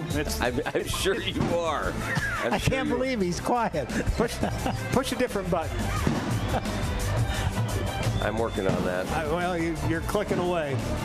All right, guys. Thank you so much. Oh, Bill? I'm going to watch the fireworks. All right. For Bill McCurlis, Steve Bodemer, Jim Bodemer, our camera operators tonight, Adam Bodemer and Amy Rio. I'm Luke Rio. Thank you so much for joining us for coverage of Titusville Rocket football this season. Has been presented by State Farm Insurance, by Oil Creek Plastics, by Interstate Pipe and Supply, by Larry's Auto Service, by True Value Hardware, by Armstrong, by Anderson Physical Therapy, by the Titusville Dairy Products Company, by the Meadville Medical Center, Titusville Area Hospital, by Joe Taylor Ford, by the Barking Lot, by Community Connect Federal Credit Union, by the Gordon B. Garrett Funeral Home, by Homerwood, by Clifford's Carpets and Waterbeds, by Vanderhoof Heating and Air Conditioning, by Family Video, and by Corky's Pizza.